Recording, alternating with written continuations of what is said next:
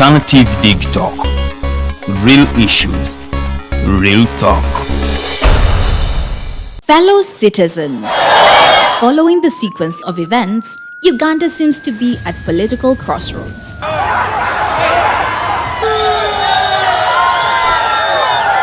I'm not a servant of anybody. Madam, I know the law. As such, Alternative Digital brings you the Interface Show with retired Colonel Dr. Kiza Besuje. Let's keep on the same page on Alternative Digitalk, As he gives you the alternatives on the transition question, rule of law, human rights and freedom, youth inclusion in governance, economic stagnation, as he confirms. I'll be always here Saturday from 10 a.m. in the morning. Be there. Don't miss the live discussion on the Alternative Uganda, Digitalk TV Facebook pages, and the Alternative Uganda YouTube channel.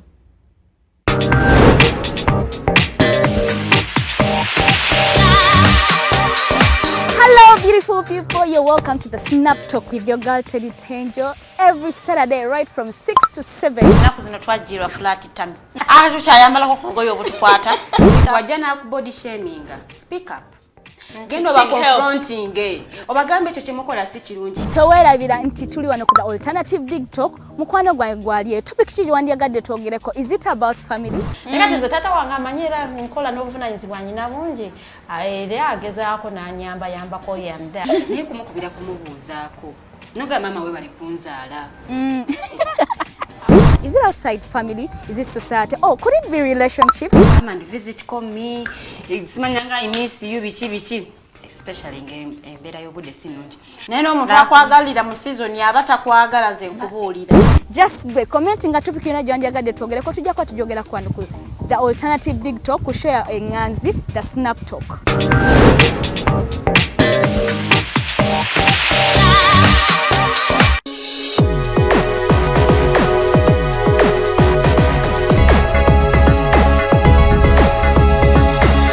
The Alternative Digitalk. Real issues, real talk.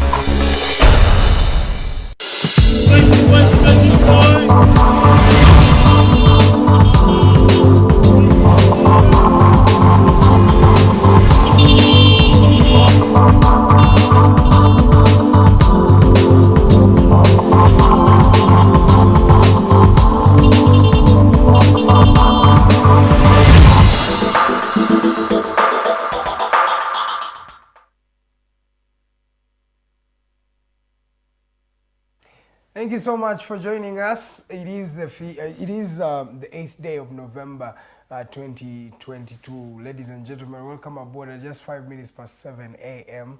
A very good morning and a warm welcome to the program. My name is Edgar Matthew Karahanga, and of course this is the Mighty Drive Show. It airs every Monday to Friday from 7 to 9 a.m. every day. That is every weekday. We're always here breaking down, having a conversation with Uganda. We have a lot of news for you this particular morning, and of course we have a medical intern. This gentleman is running for presidency or leadership of all the medical intern students in the country. We'll be talking to him. He'll be telling us some of the challenges that he is facing, because apparently we have some problems here and there, because some medical interns have actually launched a strike that was yesterday. I'll be telling you about that particular story. And of course we have a couple of stories coming in from the streets.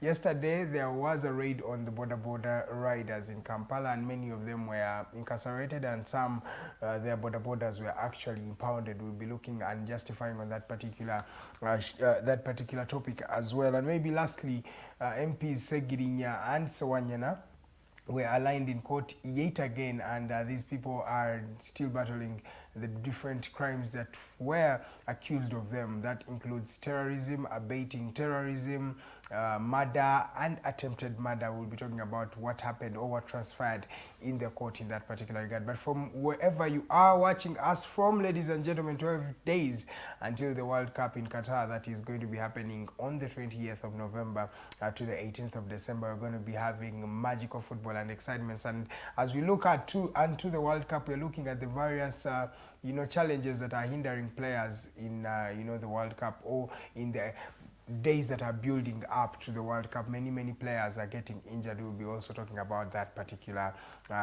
concern. Mbaniriza nnyo ku program ya Mwenganzi n'abagambi wanenaku z'omwezi munana omwezi gwa Musenene omwaka 2022 mwebale nnyo mwenna abatwekuumiddeko olunaku luno olwaleero.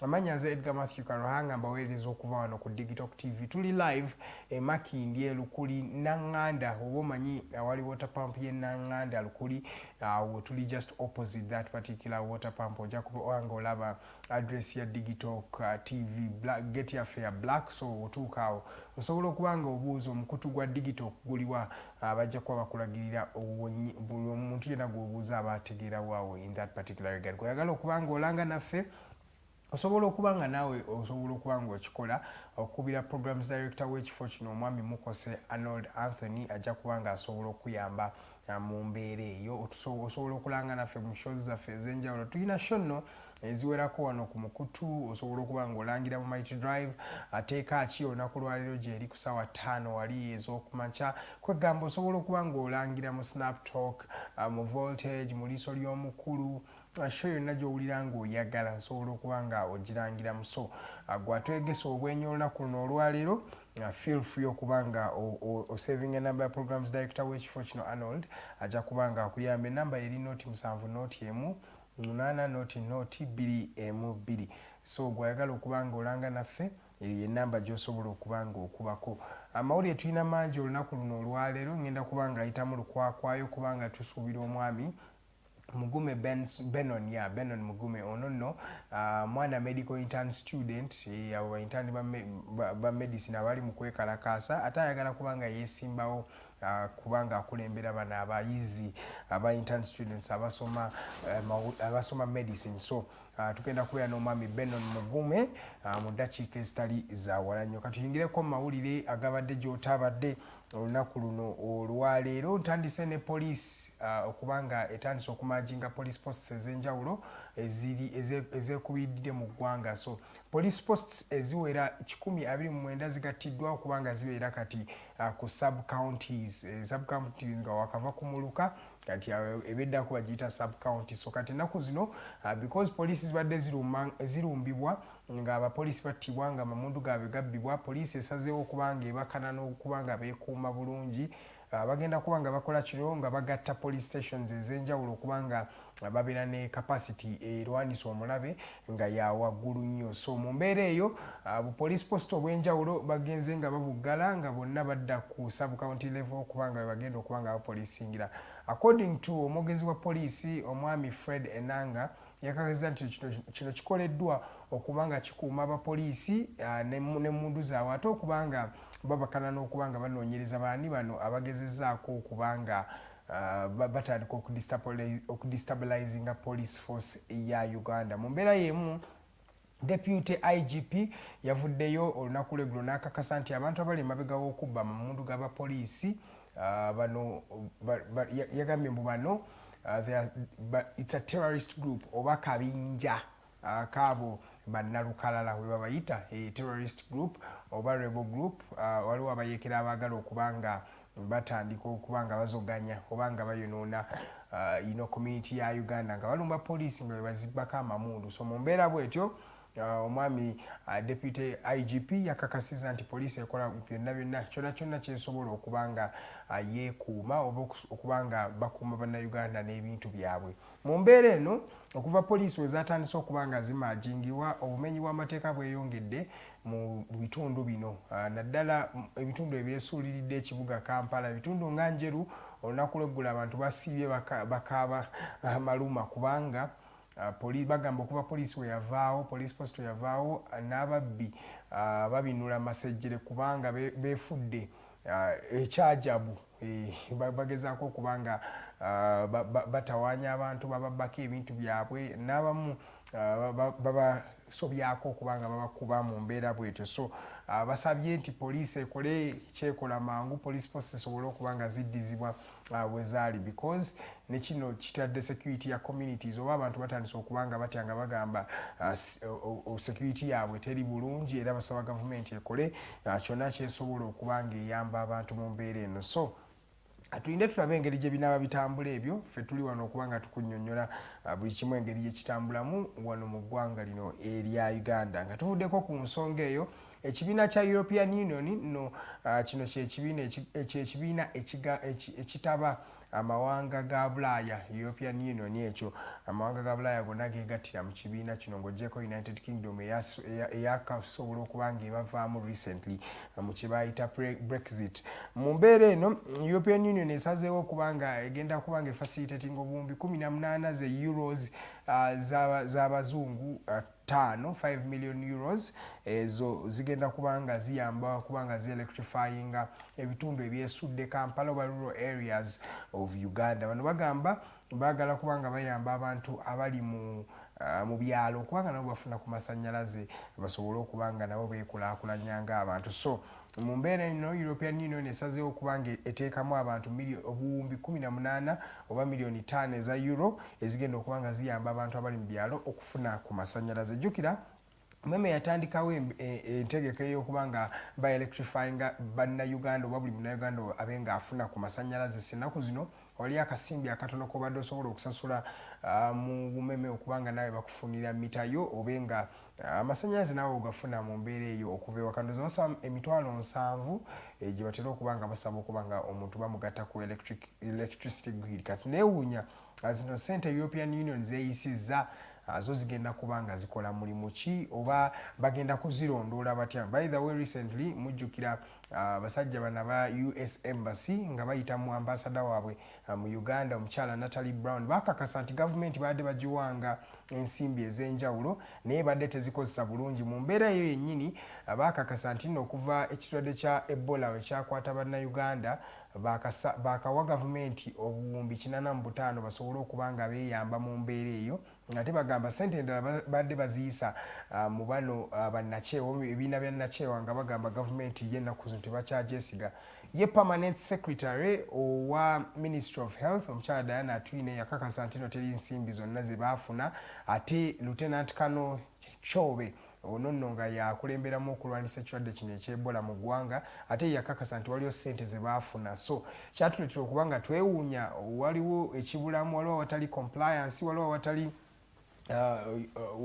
oba nkiyite ntya equality oba ssente okubanga abantu basobola okubanga baziraba. Kirabika kyekyo because permanent secretary akulembera ebbalirira ya ministry yagamba ssente teyazifuna. Ate yakulembera task force y'Ebola Lieutenant Colonel Chobe yagamba ssente yazifuna. Kati ani ayogera amazima? Ate ye ne Natalie Brown agamba nti ssente yasobola okubanga waliwo zaawa gavumenti direct mu cash ate waliyo endala zayisizza mu bibiina bya nnakyewa ebigezaako okubanga birwanisa endwadde mu ggwanga. So kyekyo kigenda mu maaso tetumanyi binaaba bivaawo bitya oba binagenda bitya. Katulinde tulabe engeri gye kinaaba kitambulamu naye nga bye bigenda mu maaso. European Union egenda kubanga egaba obuwumbi 18 ng'ebuwa gavumenti ya Uganda okubanga emakinga sure nti bannayuganda ab'enjawulo bafuna ku masannyalaze mu bitundu byabwe gye bava.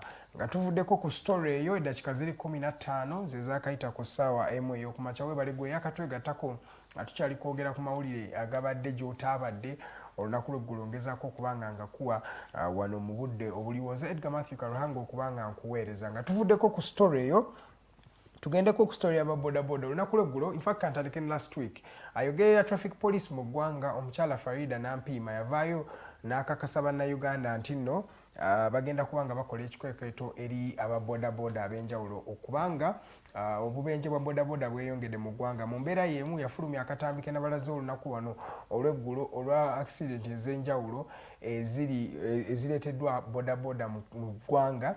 Mu mbeera eyo bagamba bagenda kubanga tracking down zino boda ez'enjawulo obanga bakola ekikwekweto ku bodas. Mu mbeera bwetyo olunaku lw'eggulo aba boda bo kyabatokotekedde si kisaanikire kyatokose si kisaanikire we twalabye nga boda men ab'enjawulo bakwatibwa abatabadde na bisaanyizo bonna bakwatiddwa n'abamu piki zaabwe zaweeddwa paka ssaawa zino tezinnaba kubanga ziva ku poliisi. Piki nnyingi nnyo ezikulungula mu piki ebisatu zakwatiddwa olunaku luno olw'eggulo, police force ng'ebakanya n'okubanga ezza embeera mu nteeko. Abadde tebambadde helmet bakwatiddwa, abadde tebalina driving licenses bakwatiddwa, abangi nnyo abadde bavuga endiima abadde batisa babiri bonna bakwatiddwa mu kikwekweto ekyakoleddwa poliisi naddala wano ya Kampala Metropolitan ng'ekulemberwamu omwami Nsereko ono nno nga ye traffic police I think commander wali ku Jinja Road Police Post, I'm not sure, one of the two. So omwami ono Nsereko ye yakulembeddemu ekikwekweto ekikwata ababodaboda bonna abatabadde na bisaanyizo ng'ate bagobera ku kkubo mu mbeera eyo yennyini. Ababodaboda nno bo mu kwewozaako bagamba tebaweereddwa budde bumala kubanga beetegekera bino ebigenda mu maaso mu ggwanga, naye ffe ne twebuuza wadde baagala babagambe emirundi emeka. Last week omukyala Farida Nampiima yavaayo n'akakasa nti bagenda kubanga babakwata, era ndowooza omuntu yali badde omugezi ng'omanyi tolina bisaanyizo essaawa zino zikiza piki for 1 day or 2 days or 3 days precious okekendeeremu olyoka osobola okuba ng'obakana n'okudda ku bbala kubanga amazima zo bodaboda zitutte obulamu bw'abantu obuwera. Ndowooza n'abagambye olunaku lw'eggulo nti abantu abakunukkiriza mu 1,200 be bafiiridde mu bodaboda just omwezi guno gwennyini gwe tulimu. So ebeera nnamba y'amaanyi nnyo, abantu bangi abadde bafa nga bafiira ku bodabodas ez'enjawulo. So mu mbeera eyo poliisi yagambye egenda sigala ng'ekyalina ekikweketo kyayo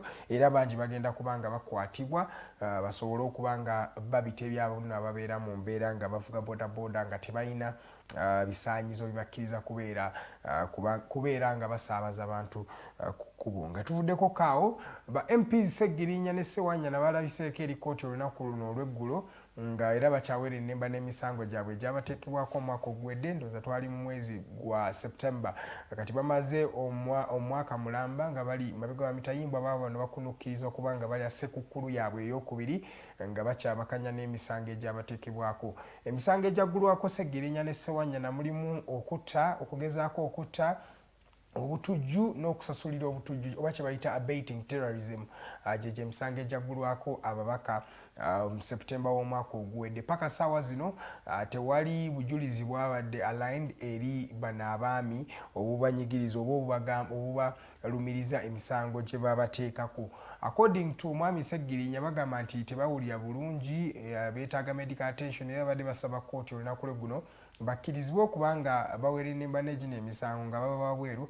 Poliisi kyetannaba kukkiriza paka kkooti kyetannaba kukkiriza paka ssaawa zino.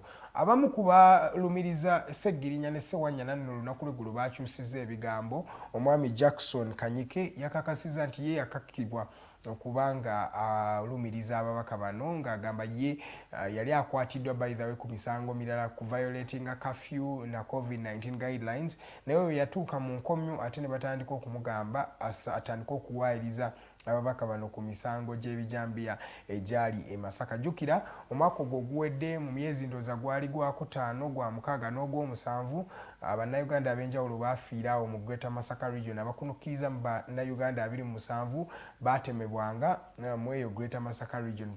Gavumenti mu kunoonyereza kwayo yagamba nti Seggirinya Mohammed ne Ssewanyana be baali emabega wa ebijambiya bino. Paka ssaawa zino bakyawera ennemba n'emisango era kkooti ekyasobola tulinze tulabe ddi lw'enaaba ebasalira oba enaaba ebakkiriza okuba nga bawoza emisango gino nga bava wabweru w'eggwanga. Ndowooza eddakiika zino ziri 20, njagala malirize ne ku stories zino ez'enjawulo. Omukyala waliwo omwana omulala bambi eyafiiridde naye yafudde ng'ate yali mu muliro guli ogwakwata essomero lya Salama School of the Deaf wali e Mukono. Omwana ono bamuyita Damalina Lugwa naye yasizza ogw'enkomerero olunaku lw'eggulo era kati kikakasiddwa nti abantu abafiira mu muliro guno baweze 12.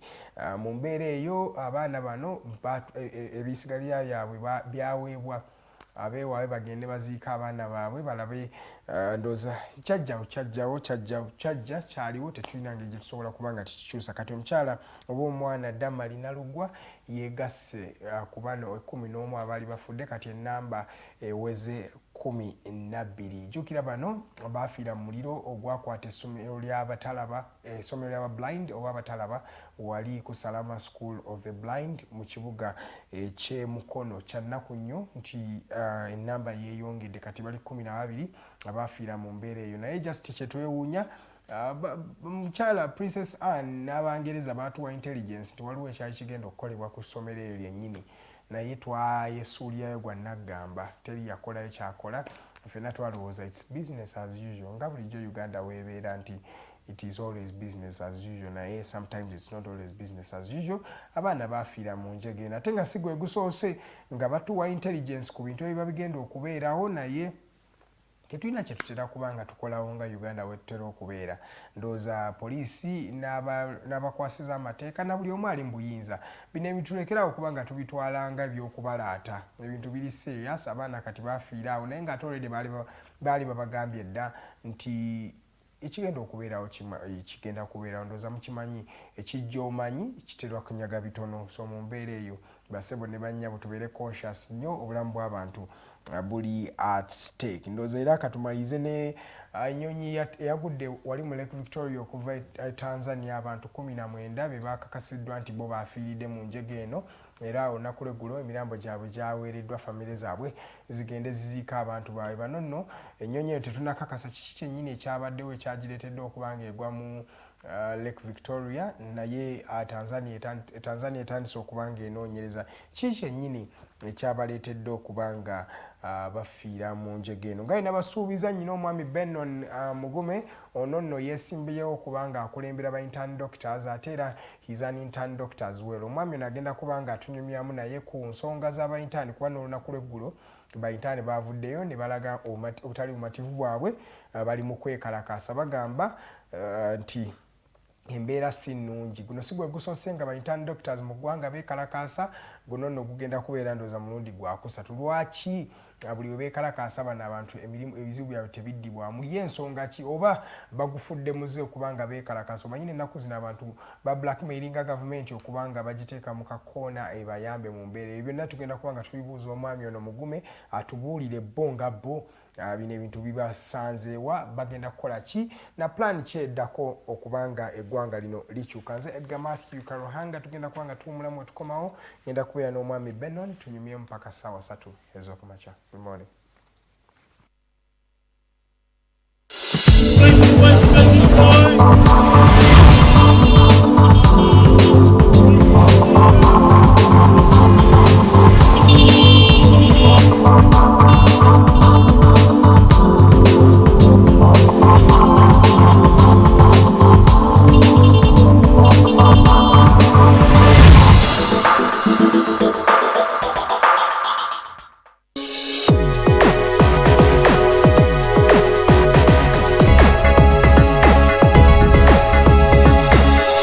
Alternative Digitalk. Real issues, real talk. Fellow citizens, following the sequence of events, Uganda seems to be at political crossroads.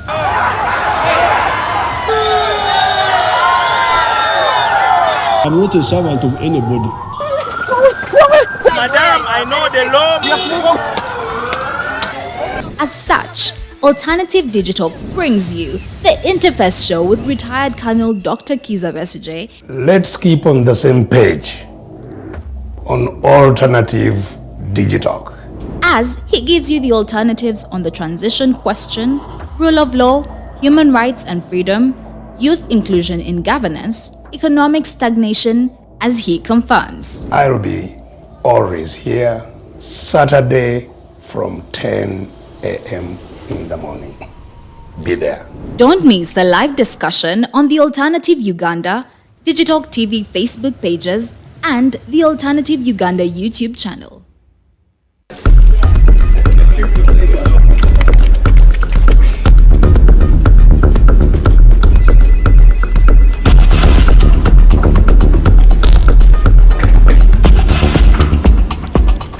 Are you guys ready? Okay, let's serve Uganda.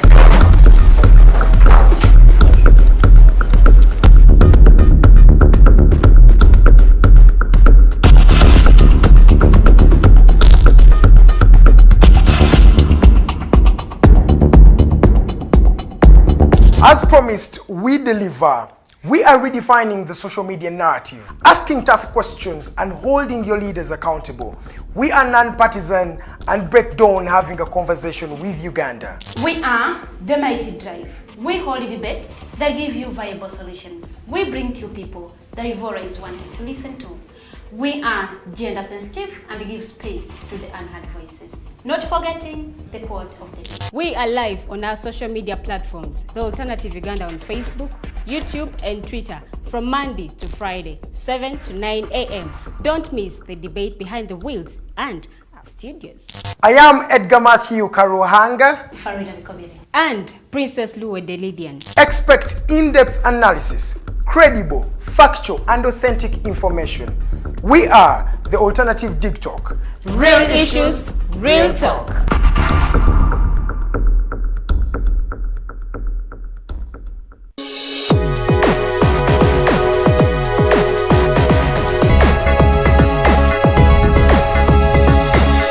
The Alternative Digitalk. Real issues, real talk.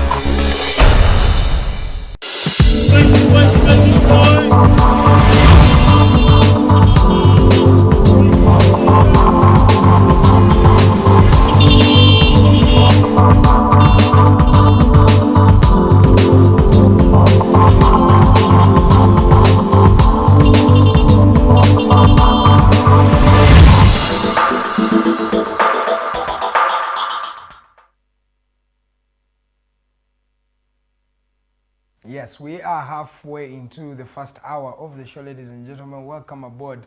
My name is Edgar Matthew Karuhanga, and of course, welcome back from the Mighty Global News Updates. That was just a news update for those of you who missed watching the news. These days, many people no longer sit back to just watch news on TV. So we do the dirty work for you and give you the right information in real time.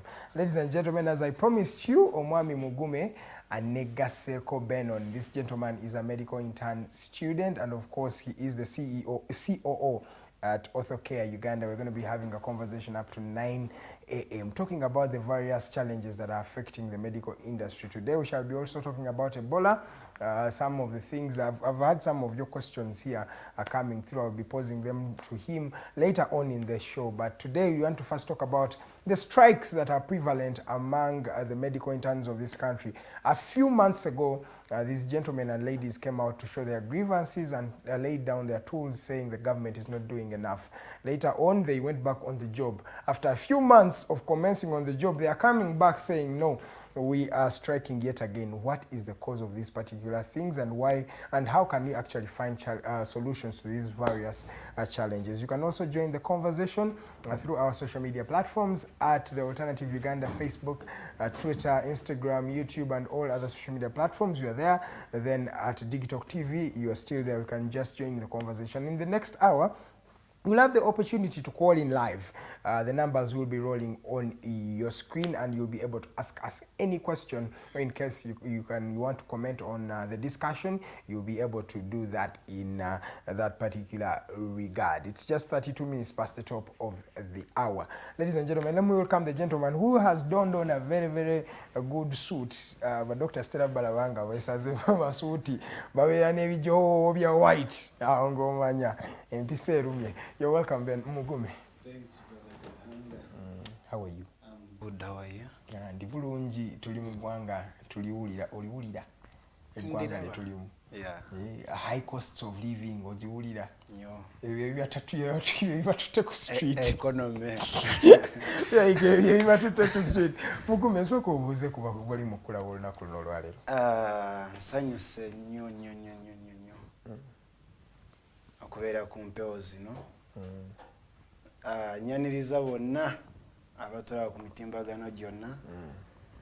By names of Mugume Benon Asimwe. That is the lady's name. Okay. A medical scholar, student activist, and I work as the COO of OrthoCare Uganda. That is a facility. Okay. So I'm their COO. So whoever at Wega Seko, you are most welcome. Let's enjoy the discussion. Okay. In all angles. I hope we do enjoy the discussion. Mr. Host. Manange nsanyusa okusanga Mr. Mugume. Soko nnyonnyole Othokoa ekola ki? What do you guys do? Yeah, Othokoa twaweebwa omukisa nti we do believe that disability is not a must. So Othokoa in general tufocusinga nnyo ku magumba. I happen to be an orthopedic technologist. Wow. So orthopedics tuli mainly magumba. And a technologist ye muntu akugamba nti Mr. Karuhanga amaguru ne bwoba ofunye accident. Wakyali esuubi y'okutambula. So we give hope actually to people. Nti wakyali okutambula. Nkyasobola okubeera a father. Ayina amaguru yadenga gavaako. So Othokoa we rehabilitate. No, it's Othokoa, not Othokoa. No, Othokoa. Calling it Othokoa. Othokoa, we rehabilitate tuwa abantu essuubi okuddamu okutambula. Tujanjaba amagumba, emigongo, we do minor surgeries. So besides that, I think we are unique from other organizations. We've united with all facilities in Uganda. Okay. So these facilities tusobola okutambuza ebintu bino to all areas in Uganda. Cause one, we love our country Uganda. Ekyo kyote tujja kyegana economy ne wegende etya ne wetwekalakasa tutya. Eggwanga lyaffe tetujja dyegana. So being that we are Ugandans, tulowooza nnyo ku bantu ba Uganda nnyo. So Othokoa has expanded its services to all areas in Uganda by uniting with all facilities. So tuwa abantu essuubi mu bulamu buno. Okay, so mubakolera zino zibayita artificial legs? Artificial legs, these are the prosthetics. Prosthetics, bw'obanga wavaako okuguru, tuddamu ne tukolera okuguru. N'otambula. So we are working on what we call bionics. Actually, this one is going to be marvelous. Technology from Germany. Yet to recall right now as I speak. I'll not forget our CEO, Mr. Sebide Johnson. He's a mighty man. So tugezaako kwagala kukola bionics. Bionics, hope you've seen athletics, n'ebirimba zungu. Athletics, abaddukira ku magulu g'ebyuma. Nalimba labyeko. Ng'asobola okwewuuka n'okusinga piki. Ababeera mu zi Paralympics. Good. I've seen them. Exactly. So that's what we are trying to work on, because bwe tusobola okuinnovating ebintu ebyo in Uganda, eggwanga lyaffe tusobola erikola ekyamakulu. Yeah, that's a very big thing. Nti tetugenda kuganyulwamu kinene nnyo. Naye ate ffe, our pride, kwe kulaba nti omuntu wa Uganda yeeyagala. Ideally. So tulikola ku bionics very soon. It is going to be out. Okay. Nti omuntu tugenda sobola omukolera artificial limb, either mukono oba mukuguru, naye nga kuli connected to the brain, to the central nervous system. Yes. Kyalowooza nga kyekkola. Wow. So we are working on that. Tusaba Katonda atubeere. Mugume, that's too good to be true. Isn't that going to be as costly as I imagine need to be? Yeah, of course it is going to be. But one of the things we have on board, I've been trying to get connections to these big people. Tugenda kifura more of the government. Because fenga abantu inzo butesobola. Naye I think the government needs this knowledge. If we can get this innovative knowledge, eggwanga lyaffe tusobola olikolera ekyamakulu. So if the government is supportive, then tugenda kimaking happen. Right now as I speak, Germans are in Uganda. Actually they are having some branches in Murago. We have Pro Uganda, which is for Germans mainly. So we just need to get this knowledge from these people. Ate naffe Ugandans tukiteekemu. Because tuli mu mulembe okugendera ku technology ya waggulu. Yeah, of course. We are in a digital world. So unless the government supports us, bwagana amagezi tetusobola wegira nga tetulina support ya government.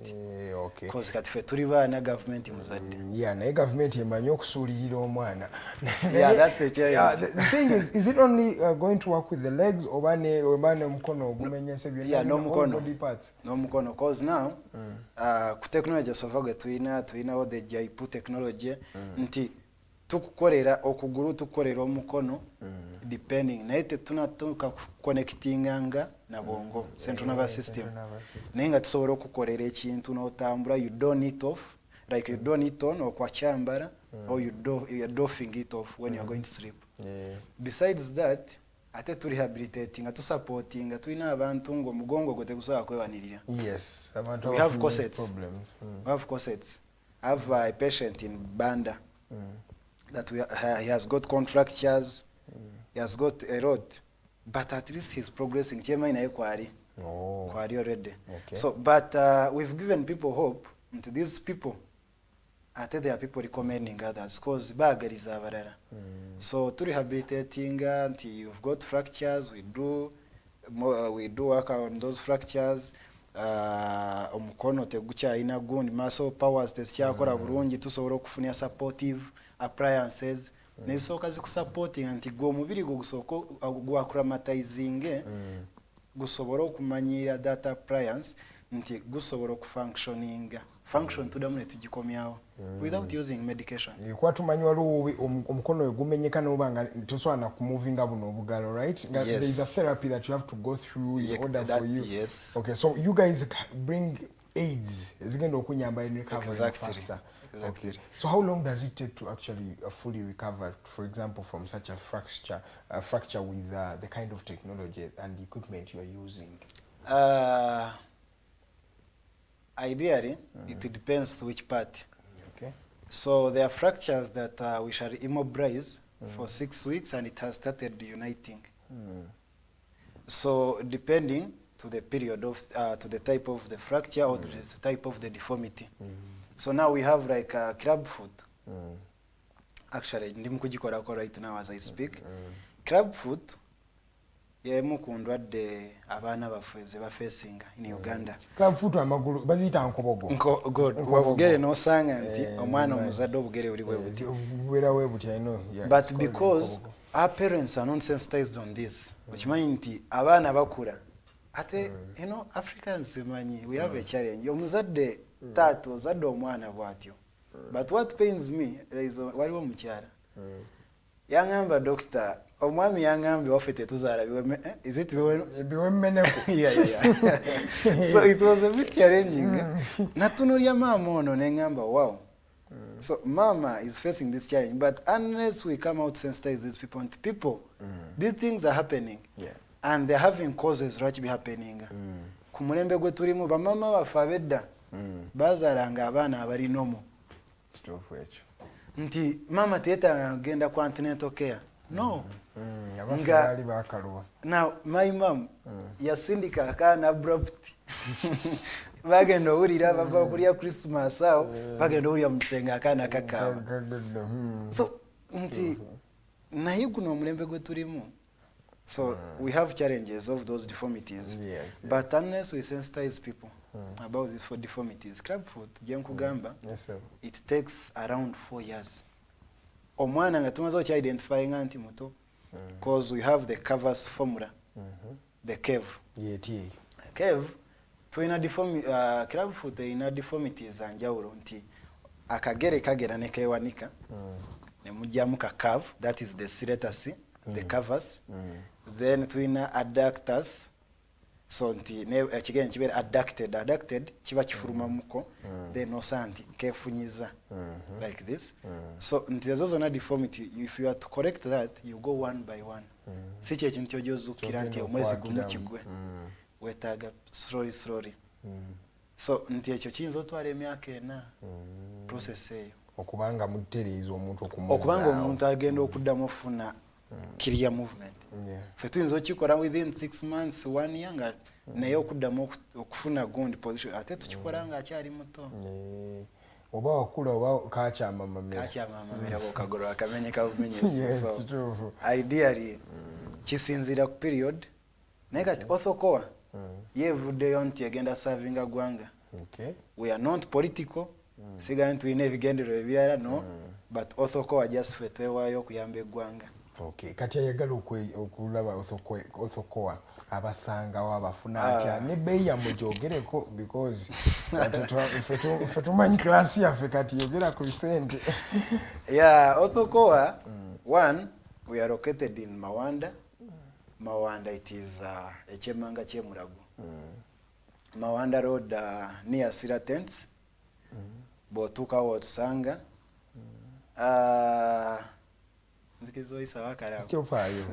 So atwetaze enamba z'essimu zibaawo osobola okukubira CEO ba I personally. We have personnel zabeera mu field. Kyenga nti fe tuli banjawulo ate tulina abasigala ground, tulina ne ba field operatives. Nti bo ba mercenary babeera mu field. I happen to be one of them. Nti nza more of the field. Because ebiruma abantu actually mulimu atajja asobola kutambula kujja mu ddwali. N'abatagimanyi najimanya nga batagimanyi. Naye nga either jajiraba like on Twitter or Facebook, abakoneko, then you connect. So you need to be in field. Twetaaga field operatives. So we are Mawanda, turi ku Mawanda Road opposite Sira Tents. That's where we are. So akakarango kangaisewo. So atwetaze sobola okutufuna ku simu. I personally yange, that is 075 85 65 051. Then ya CEO, it is 077 127 97 30. Othokoa twewayo kueleza eggwanga. Akyaka bei kasamusamu. Kubanga ffe tulinga ba volunteer b'eggwanga. Eggwanga lye limanyi kye lituwa. Amina. Obana ffe balituwaako. Tomanya balitufuulako bagavana ba Bank of Uganda. Naye bagamba mbu abakiga ekyo kifo kyabwe ziri 17 zezirayo okuwera essaawa 2 ez'okumakya. Oyo nno ye Benon Mugume ate nga musawo w'amagumba ava wali ku Othokoa. Edwali abagambe ekiche mukola gwalina ekizibu kya gumba jonna wafuna accident oyine enkobogo oyina kitu kyonna nga kiyiletinga ku magumba osobola okubanga okuba enamba omwami oza kusomedde oba osobola okubanga obanoonyako ku mutimbagano at Othokoa ndoza right? At Othokoa 256. Othokoa 256 osobola okubanga obafunako ne basobola okubanga bakuyamba mu mbeera eyo. Naye olunaku lwaleero tetwamuleze kubanga ayogera ku magumba. Twagala kwogera ku ba intern students. Omwami ono nabagambye dda nti ayagala kubanga akulembera ba intern students mu ggwanga. Agenda kuba akikola atya, bizibu ki bye basanga, ate ekisingira ddala obunene kiki ekitaagonjoola luli ekibaleetedde okuddamu babe nga beekalakaasa olunaku luno olwaleero. Sebo soko otubuulire nawulidde nti ogenda kubanga okay, you are vying for a certain position among the interns. Tutandikirawo wennyini. Ebigendererwa vying about a certain positions. Kituufu oba tusooke twogere ku nzagala kuteeka on the spot mayinza gyanyo politics kakimbadde nyingira politics tugenda mwogerako naye tusooke twogere ku biruma eggwanga. Kiki ekiruma eggwanga ekituufu ba medical intern ekibatawaanya? Wow. Mulimu ekintu ffe ng'eggwanga kye tulina osooka otegeera. One, oli taata ndi mwana waka. Imagine nkola ebintu byonna naye nga taata nti gwe you have what you expected to do to me ng'omwana. Nina services ensuubira okuva gy'oli ng'omwana. Ideally naawe ng'omuzadde olina ky'osuubira from me. Meaning it is a 50-50. Yeah, it's a 50-50. Tesiteeka nti nze nina kusavinga nga muzadde gwe tolina kukola ki kunzirira. Who is an intern? Because mainly we are assessing the roles like turi kuba intern doctors. Yes. Njagala tusooke tutegeere who is an intern. Who is an intern? An intern aba takyali student. Ekyo njagala tusooke tukimanye. Newankubadde tubanyigiriza nnyo nga tubayita students. Naye intern ye muntu asomye ebitabo bye nga amaliriza but he's in that period of practice. Nti kati abadde asoma ebitabo bye abadde ku ssomero most of the times kati azze adde mu field atandika practicing nga byabadde asoma already abimanyi just ali mu kubiteeka mu nkola. Yes, sir. Remember there is a saying that perfect practice makes it perfect. Of course. So nti egwanga twagala tufulumye abantu abali perfect. So that's why we give them that gap of practice. Internship is for a specific period of time. And ideally every year to fulumya aba interns. Ngojeke no saga whereby one of our campuses yafulumya 2 times. Nayenga every year every campus yafulumya rumu by intern. So these interns mainly ngenda focusing nnyo ku medical interns. Yes, sir.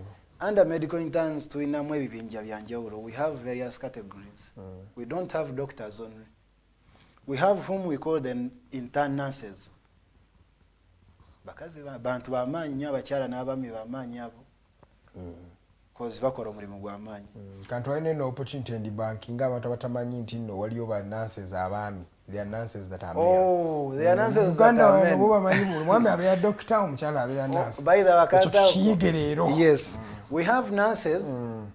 Nti mulimu banansi abaami ne banansi abakyala. Yes, yes. Nurse is a title. It's not a J. Yeah, nga bw'oli anti doctor. Tojja kuzuuka weyite doctor ng'ate you didn't go for. You didn't earn it. Nga tewakigenderamu. Tojja zuuka weyite pharmacist ng'ate si kyewagenderamu si kyewasomerera. Yes, sir. Tojja zuuka weyite nurse nga si kyewagenderamu. So we have the nurses who are gents and ladies. Yes. Ekyo kimu. Ko tukayisizaawo. Tukayisizaawo. So eggwanga lino okitegeera. Bayige. Ate akalala mwanatu. Bw'oyimirira n'oyita. For example, bw'oyimirira ku facility. N'oyita nurse, doctor. Doctor ng'akuwulira. Ako mukeegendereza. So a nurse deserves that title. Buli muntu mwe title ye nga wakimu deservinga. Because we've got those conflicts, of course, facilities. Yes. So we have the intern nurses, we have the intern doctors, we have the pharmacists, the intern pharmacists, we have the dentists. Now we're intern. So nti ebibinja byonna, those are interns. So the reasons why these interns mugamba nti bastrikinga. Ideally njaga tutegeera ekintu kino nga bwe natandise nga nti tulina omuzadde n'omwana. Buli muntu alina kyasuubira okuva gy'ali. Striking tetuzuuka like interns tebazuuka lunaku lumu ne bagamba nti we are going to strike. Yes. You know? Tebazuuka lumu ne bagamba nti we are striking. No. However, wabaawo ebintu ebibanyigiriza. Bw'onyigiriza nyebbwa. Is it in Uganda there is a way we say it. Bw'onyigiriza nnyo enyindo evaamu omusaayi. Good. So nti these people have been pressed. They have reached the level nti bavuddemu omusaayi. So for us we are just looking at the tipping point. But there has waliyo ibadde bijjanga bicompilinga. The tipping point kwe kalakasa. Naye waliwo already ibadde bibeeranga. Ideally. So kati ekyo njagala omenya. Eggwanga litegeere nti by interns tebazuuka lunaku lumu ne bagamba nti mumanyi part of our program today is kwekalakasa. No. Nti one, intern ono we expect nti alina okubeera appreciated financially ideally. Because yes, appreciating so appreciating n'ebigambo. These people expect payments or to the allowances. Because they are interns, they are working, we expect allowances. Omukulembeze w'eggwanga, His Excellency Yoweri Kaguta Museveni, Mr. Tuhabura, our president. We know the directives they are. Yes. Nti interns bagenda kufunanga half of the qualified professionals zebagwamu. Nti when I'm an intern doctor ngenda funa half of salary intern doctor according to their salary scale. Bwe mbeera nga ndi intern nurse ngenda kufuna half of that salary ezanansi oli. So ne pharmacist ne dentist kye kimu bwe kityo. So wagiwulirako good. So before nga sinagenda, what do you expect gwenga gwe?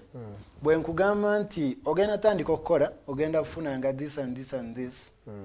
First month n'ofuna, of course ogwo omwezi ogusooka mutusanyusa nnyo naddala ffe abajja bakolera.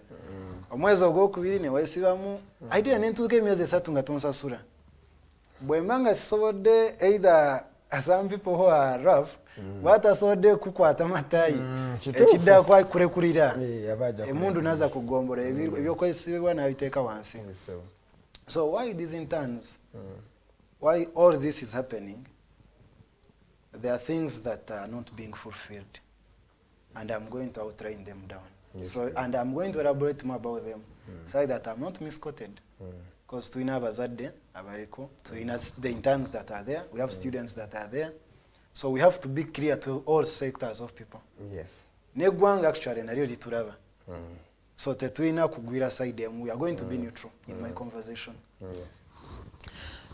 Njafutandika n'ekintu ekyamakulu ennyo. When we are studying the ethics, batugamba nti mu bintu byonna bye tuba tusoma, we think of personal life first. Nze nga sina kujjanjaba. Nsooka kwerowoozaako munnange. So we have the protective gears ze tuba twetaaga nga ffe abantu. Naye PPE. So you find that our country Uganda provisions ezo tezimala. Ebikozesebwa. That is typical Uganda. That's our country, Uganda. I don't blame the country. I'm just elaborating. It's just how it is. That's how it is. You're stating facts. Spoon to jite spoon. Not a big spoon. Not a big spoon. So even the open, maybe a resolution will be made. Yeah. Because unless these talks take place, the country will not get to know what you. Yes. So you find that by GIAs, by interns bye basuubira okukozesa byonna n'ebikozesebwa. GIAs bino tusuubiramu ki? Tusuubira gloves, we expect the masks, we expect bingi, sanitizers n'ebirala bingi ebiri omwo GIAs by'okozesa gwe ng'omuntu. Naye you find that tebimala. Abamu tutuuka n'owaayo n'obulamu n'ogamba no newankubadde tebiriiwo. Katonda tunaalabira eyo kankole. So church ending up, nitugenda ku ending up nga tufuna ebirwadde bino. Remember mulimu ebirwadde nga they are transmitted via contacts. Nti contactinga n'omulwadde nti bigenda kukola kigenda be transmitted to me. So ate kati nzajjanja bwe nalwala ani anajjanja bagwe enkya. So nti these things they are stressing us mu medical sector generally. Sina be interns boka generally. Those who practice from mainly our hospital actually. This Murago referral hospital. You find also to ku ward nga gloves are pay from morning to 2, and we have to work on patients. So really, you can imagine such situation. Imagine. You are trying to pass drugs in the line kumurwadde abruptly tujukira you are practicing abamu tebana perfecting within the process omusayi sprinkling de gukuyikide mu process toina gloves ibintu we bitiate panic so nti tubeera ku risk nyingi nnyo naye gwanga tesobola kukiraba nti actually yes professions anazetagisiwa ne unless ngoli healthy toina kyosobola kukola. Yes, olina kusooka kubeera mulamu. So I honor omuntu taking initiative yoga nti ngenze kukola medical course. Regardless of a certificate, a diploma, a bachelor at any level. Cause omuntu idea abata planning a sente zoka. No. Savings. Ono omuntu abaye wadeyonga sadaka. Cause idea we should cause tumanyi business ya kyasinzo kikuba mu gwanga. Buli wamu. So idea every muntu yandigenze in business na investing eyo. Now if we can sacrifice into no. No gang end up medical. Bantu wano babona. They read. I carried around 4 books in my high school, senior 6.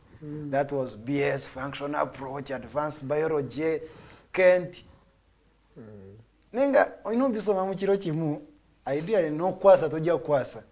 So you go through all those hurdles. Ganda no tuuka ng'obonabona bw'otyo. So ensonga eyo tugitunuleko nnyo. Cause abantu baffe bagenda kulwala nnyo. Ideally ekintu ekyo kyetaaga tunulamu. Then ensonga ya salary, allowance. Allowance bali babawange emitwalo 7 for starters. 7.5 yali 7 but around 7 naye mukulembeze we yagamba nti kakigenda beera half ekikyuka kyalina ku kati we kyakyuka zalina kuba mmeka like buli muntu because salary scale zaffe zaawukana. Salary scale ya doctor, pharmacist, nurse zaawukana. So nti salary scale eya intern go oli mu interning that particular, let me say, genre or style or type gyolimu half ya salary. So owa doctor ezafuna o doctor ali legit go alina kufuna half. Go ba nurse intern oba intern nurse oli zafuna half. Okay, good. Omukulembeze bwati wayakifuura.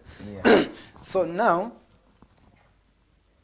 ebintu ebyo bya allowance tugenda tunuulira how it is currently.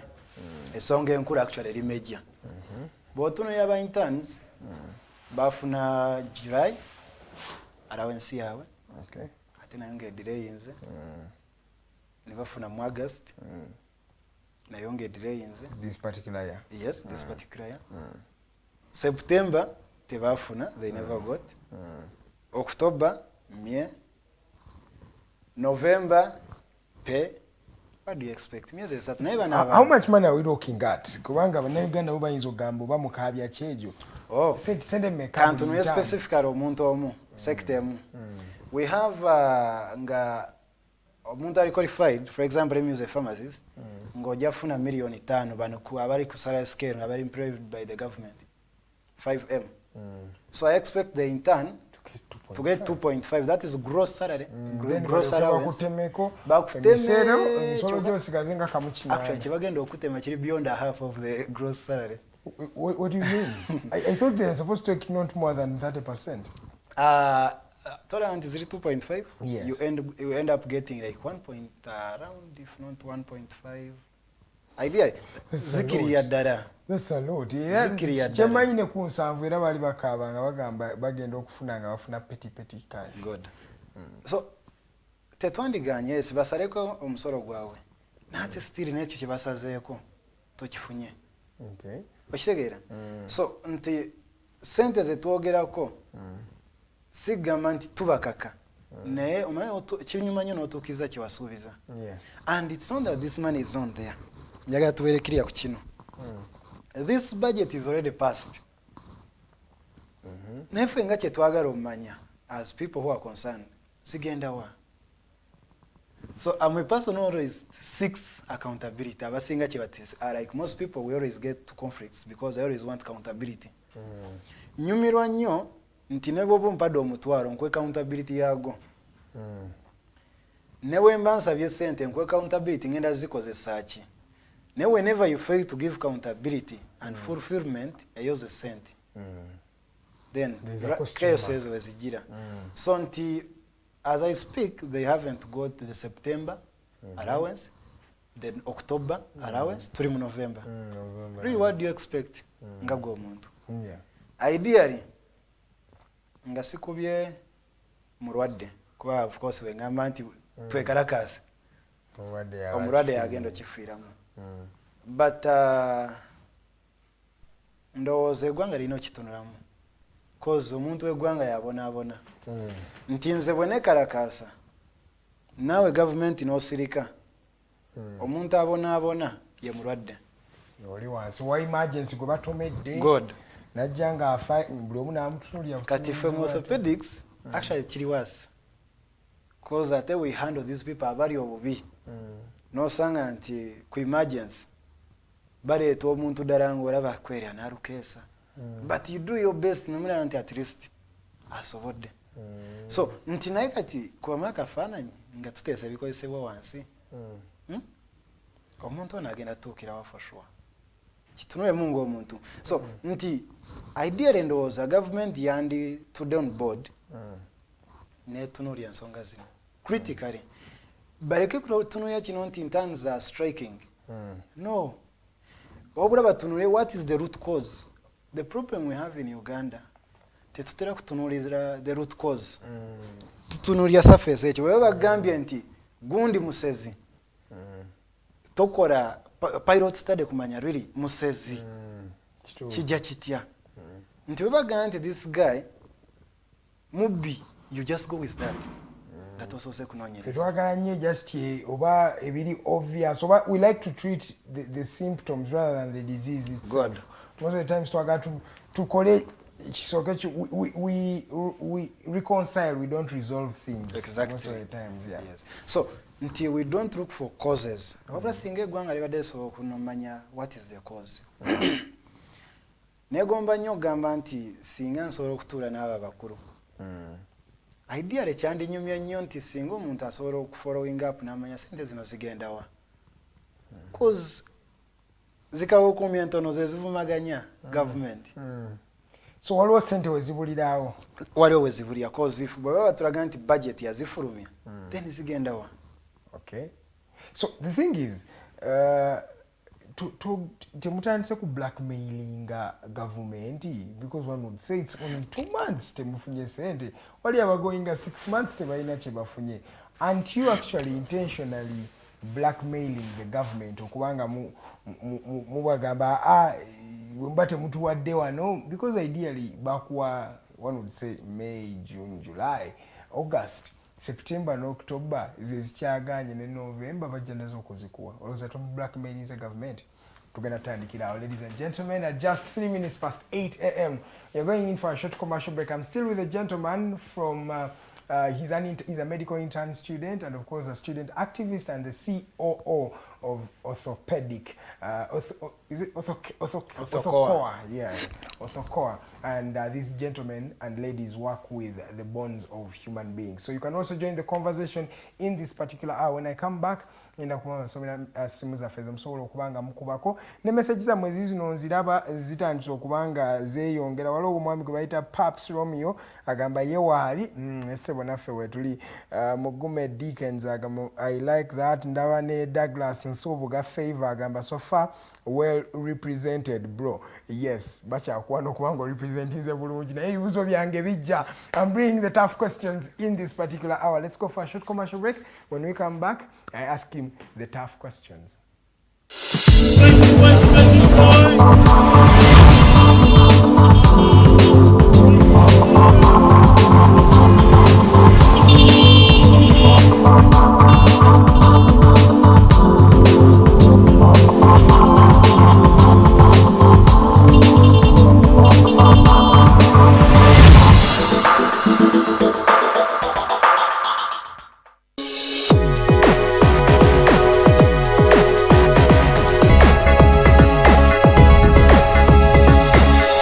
Alternative Digitalk. Real issues, real talk.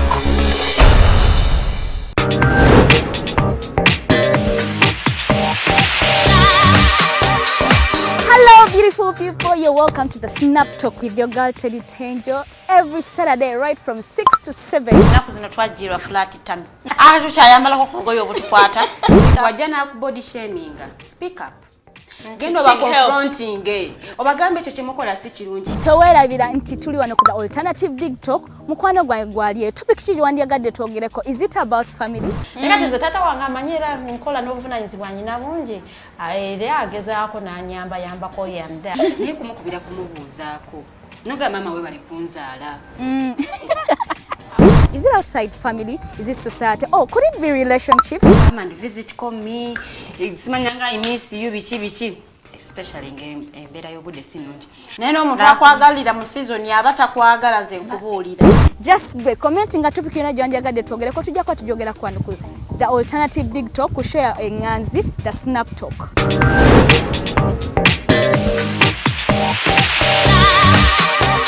Fellow citizens, following the sequence of events, Uganda seems to be at political crossroads.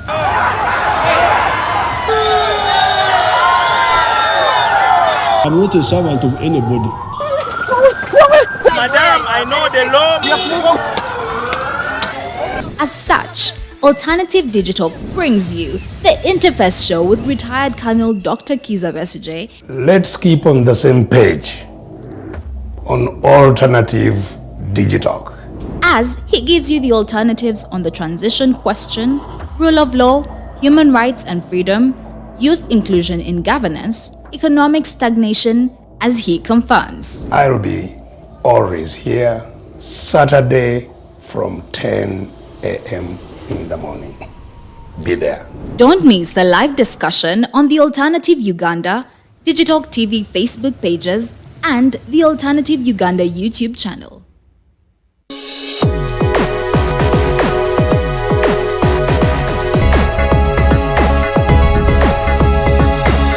The Alternative Digitalk. Real issues, real talk.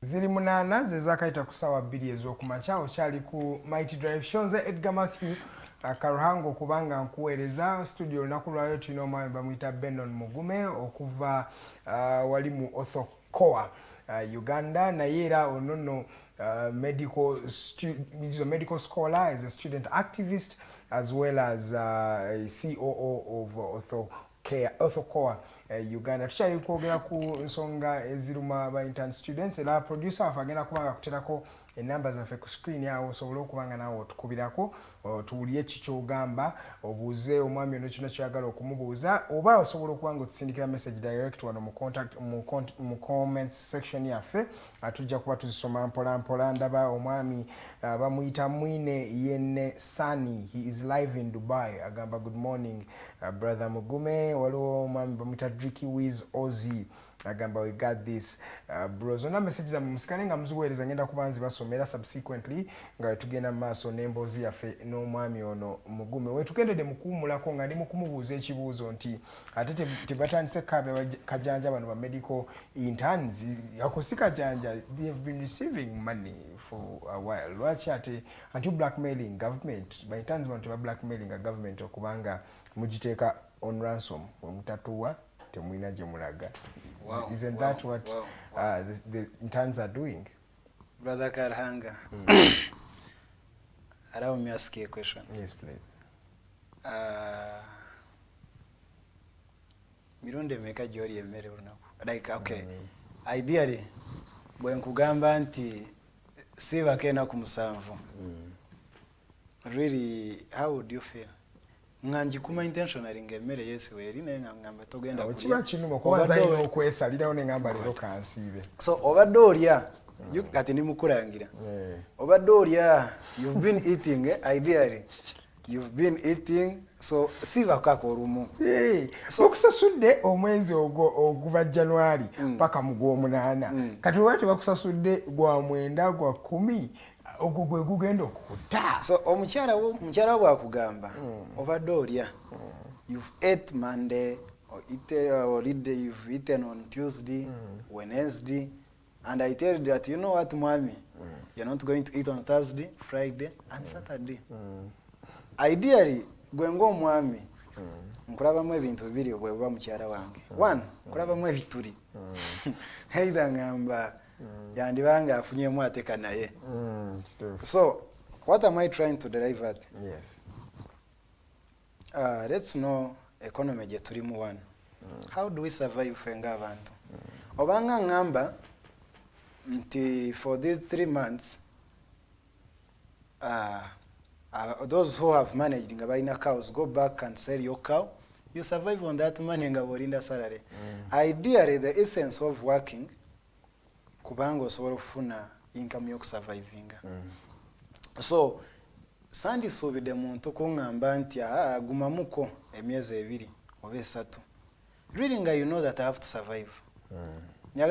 Tunyimanye ne tubeera mu humanity ate ne tuba realistic. Yeah. When you are realistic and when you are having that sense of humor, you get to know that indeed omuntu yetaaga to survive. Yetaaga kantu akasobola omuyamba survivinga. Cause wamugamba nti gino emyezi ebiri tewali kasalary. Newo nyanze question gye nandisoose obuuza, how will this person survive? Singa government esobola okumpa answer eyo. If there were means government zeteesewo nti these people will survive automatically. Niwe bate bafuna allowance. Wow, nandigambye yes. Singa ennyumba weezireza ba intern. Singa ba intern baade basobola nga baba providing emmere, baba providing awokusula, buli kimu nga bakibawa. Oyinza okugamba kale kagende emyezi esatu nga tamuwadde kasimbi. Naye if that has not been achieved to maximumly, I think better like they need something to survive. These people, remember, yes, sir, they have been students. They have not been in a working class. They have been students. So ideally, ezo nsonga ndowooza njazireeta mu maaso ku nsonga za ssente eziri mu masomero gaffe. We shall discuss that issue with time to come. Tusatolenge ku bana interns.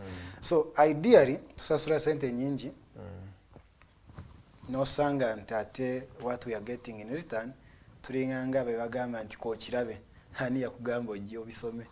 Lwaki tewagenda n'osoma account, lwaki tewasoma busomesa. Naye nga ng'omuntu kingi kyoba osuubira nti ate sinkoze akola asiimwa. Ne kati obuzibu buliwa ugambe buli mu policies zino, because ate notwogera ku policies na Museveni yayisiza directive, let's say, because that may not be a typical policy, but a word from a president becomes law, becomes policy practically. Policies ezirungamya ba medical students, ba medical interns zembi oba ba implementa ba policies zino be babulamu. Because katinga president ajagamba, for me, as I declared and I also said, these medical interns should get half of what their superiors are getting.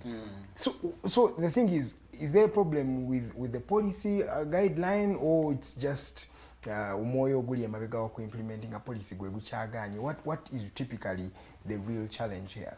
Well, the president passes those directives. We appreciate. Yes, sir. And as this side, the interns are also organized because they have the leadership bodies and just get a maso. But bariba implementa bakino omukulembeze kyatese mu nkola kyayogeddeko. Remember the president ajja kuyisa, but there are those people bagenda to implementing. So the challenge is there. The challenge is on implementation.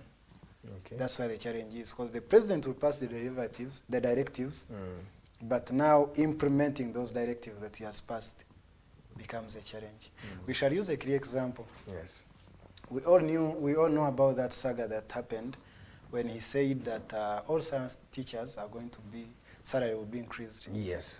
So you know how that saga happened? I remember, I was here.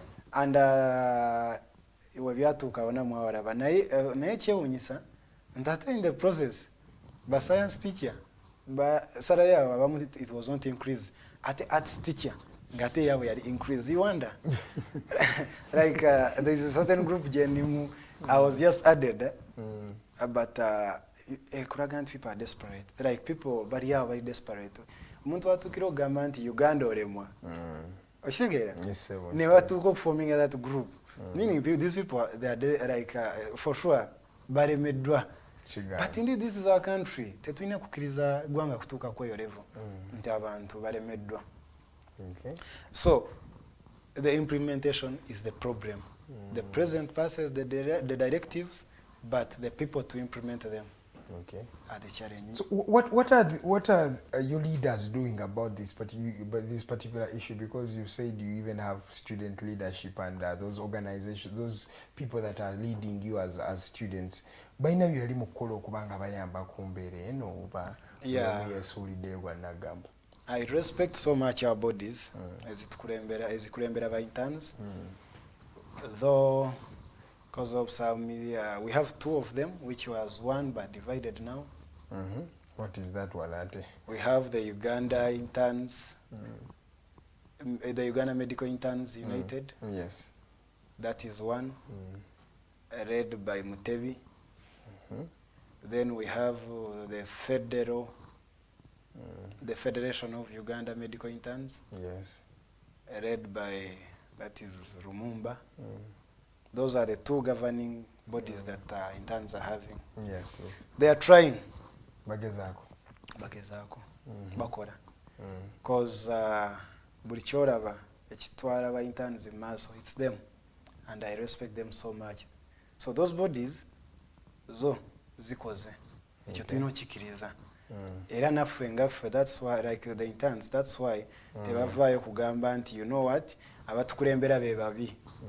Era bwe tugamba nti abatu implementingira, the implementers be bakikola obubi, be batuyisa obubi actually. Batulisa obubi sente zaffe mu ggwanga lyaffe. This country is for all Ugandans. Not a few. Not a few, okay. As it is said. There are some messages here. There is Patrick Luigi. He says, I'm on Mr. Benon. Hilary Obi. He says, I'm live watching you, bro. There is a gentleman called Taremwa Norman. He says, well represented, my son. Bonawo bali mukula bano omukyala Tenjo ndaba naye ali wana ali mukulaba show yaffe ya luno olunaku lwaleero. It feels like you get by implementers, and that has been a typical problem with you find bw'oba bagamba nti Museveni mulungi naye abamweteeredde bibi. Have you had those assertions? So we have always had a problem with the implementers of the policies that are put in place. But before you actually talk about that, it feels like medical students tebatera nnyo omanyi mwe tubalaba mwekalakasiza health and medical. Era n'abantu abatera okunyumira show za health batono nnyo naye nga tebamanyi mbu health is your life. That is something you should be actually putting a lot of emphasis on. But student kyemmanyi b'okulembera, olinayo ba student b'okulembera.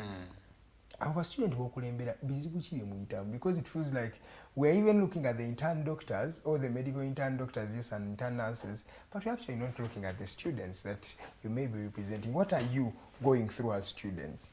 Wow. I happen to be a student leader as well. Congratulations. I've been a leader from P3 up to now. Kintu ekikubye tova mu buyinza.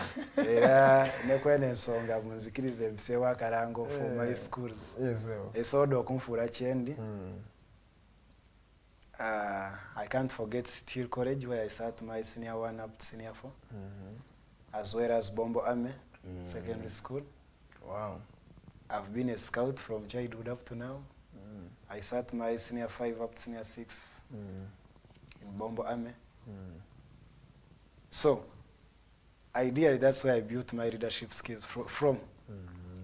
And again, joining higher institutes, already I have that. The question was, what are the challenges that people that I lead, they face? Bingi. Those students, they keep quiet. Nobody even thinks about the medical students. One on one. Nja kutandikira ku nsonga y'ebisale bye tusasula. The tuitions we pay. As I speak, I'm a scholar of paramedical currently. Murago. That is the Uganda Institute of Allied Health and Management Sciences currently.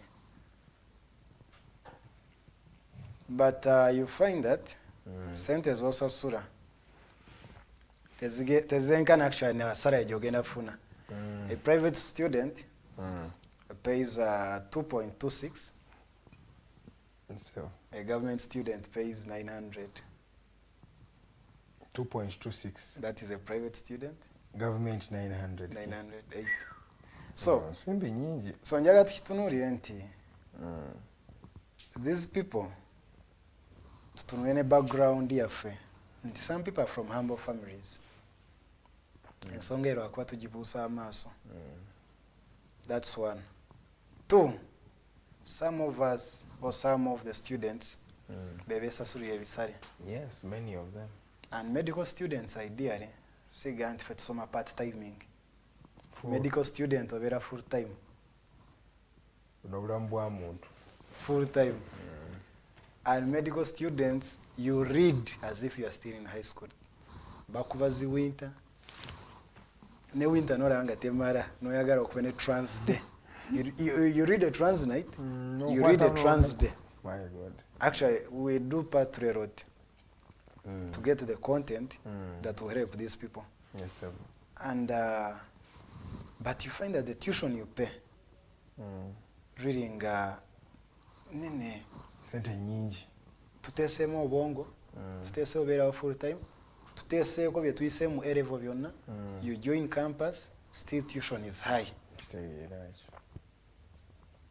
So intensonga yo nayo enkuru nnyo singe gwanga ligitunulya at least yamanye kintu ekinuma kwe kubanga egwanga lisirika ku bintu ebimu. The saga that is in my campus right now is about tuition. Ideally wetubuuza ano omuntu amanyi oluzungu ne tumubuuza stationery and library. How can I read? Are those two things the same or? They are not practically the same, but you can kinda categorize them in the same bracket. Because when nze ndi muntu agoberera nnyo emitendera following a fee structure nenjimenya njagala okumanya really why is it like this? But you find things which are irrelevant in the fee structure mwebiri for sure. Yes. You wonder. Those are institutions of higher learning. Yeah. So really singa nti egwanga lisobola ovaayo naitunuulira nti really yes tugezaako nene egwanga nalyo lyanditunuulidde ku kintu ky'ebisale bye tusasula naddala for these these public institutes. Public institutes ideally government yandikirowoozeza nnyo not only public institutes but even those private is those vehicles so ideally tuition is one of the challenges we face. Yes, sir. And if to make matters worse ekisingo nyiza you find that the tuition you pay matching and services that you receive vis-a-vis the service obigatta waliwo awagwe nnyo school fees zigwa nnyo. Ideally if it is a weighing scale this is tuition this is tuition down services that is typical Uganda. Tuition nyoza sort of outweighing services ofuna emirundi 10. Yes, sir.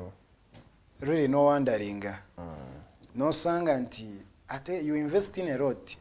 We invest in a lot ngojeko tuition. Yeah, there is the time. Courseworks, time. So bintu bingi byetu investing financially, but there are a lot of emotional things we invest in that. A medical student, ye muntu go sanga idea there are people in courts. Ntibo feeling is afa. Yes. Nenga, the reason why they say that second is bazafa, but because they have invested in all their times for that. Nta times wali otuka noganti at least singa services bade sobora okubalansinga ne tuition gosasula ensonga ate kiruma when leaders ngafe wetuvayo twagala omanya lwaki kiriwo ekiti ate we are oppressed, you are demonized. Yes, ati no nekikuluma nakyo nogamba igwanga lyetulimu tukabagenda wane bakulaba bagamba nyo yali mukwogera kulwacha yali ebyama so nogamba teturi kukanayo cyane mu gwanga lyoka nene mu institutes se musibirizo na institutes wetsi waziri. So idea singa nti services bade soro balancing ne tuition go tsasura yandi bade nsonga at least kale twandigumidde kawo no tunuya nti ne services ofuna really tezimatching ne tuition go sasura equating achitu nogamba kati tugenda wa I've seen people drop out. Ye party yange kyasinzo vera emotional nyenuma. Biwo tuno ya student nga dropping out nsonge yeruma. Nyo. It's true. Nenga ndi muntu ari shosho nyo with people. I've invested in because my grandfather always tells me one thing. It is a runyankore saying that jirobu buntu bukaba abantu bakwebintu. Have that humanity in you. Yes. Then that humanity will give you people. Then the wealth that you need, you get it from these people. Okay. By that humanity that you have.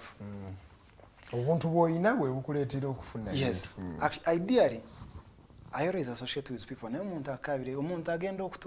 know that there are people who report at institutes? True. Kumi. Nga kwayagala odipostinga some function of it.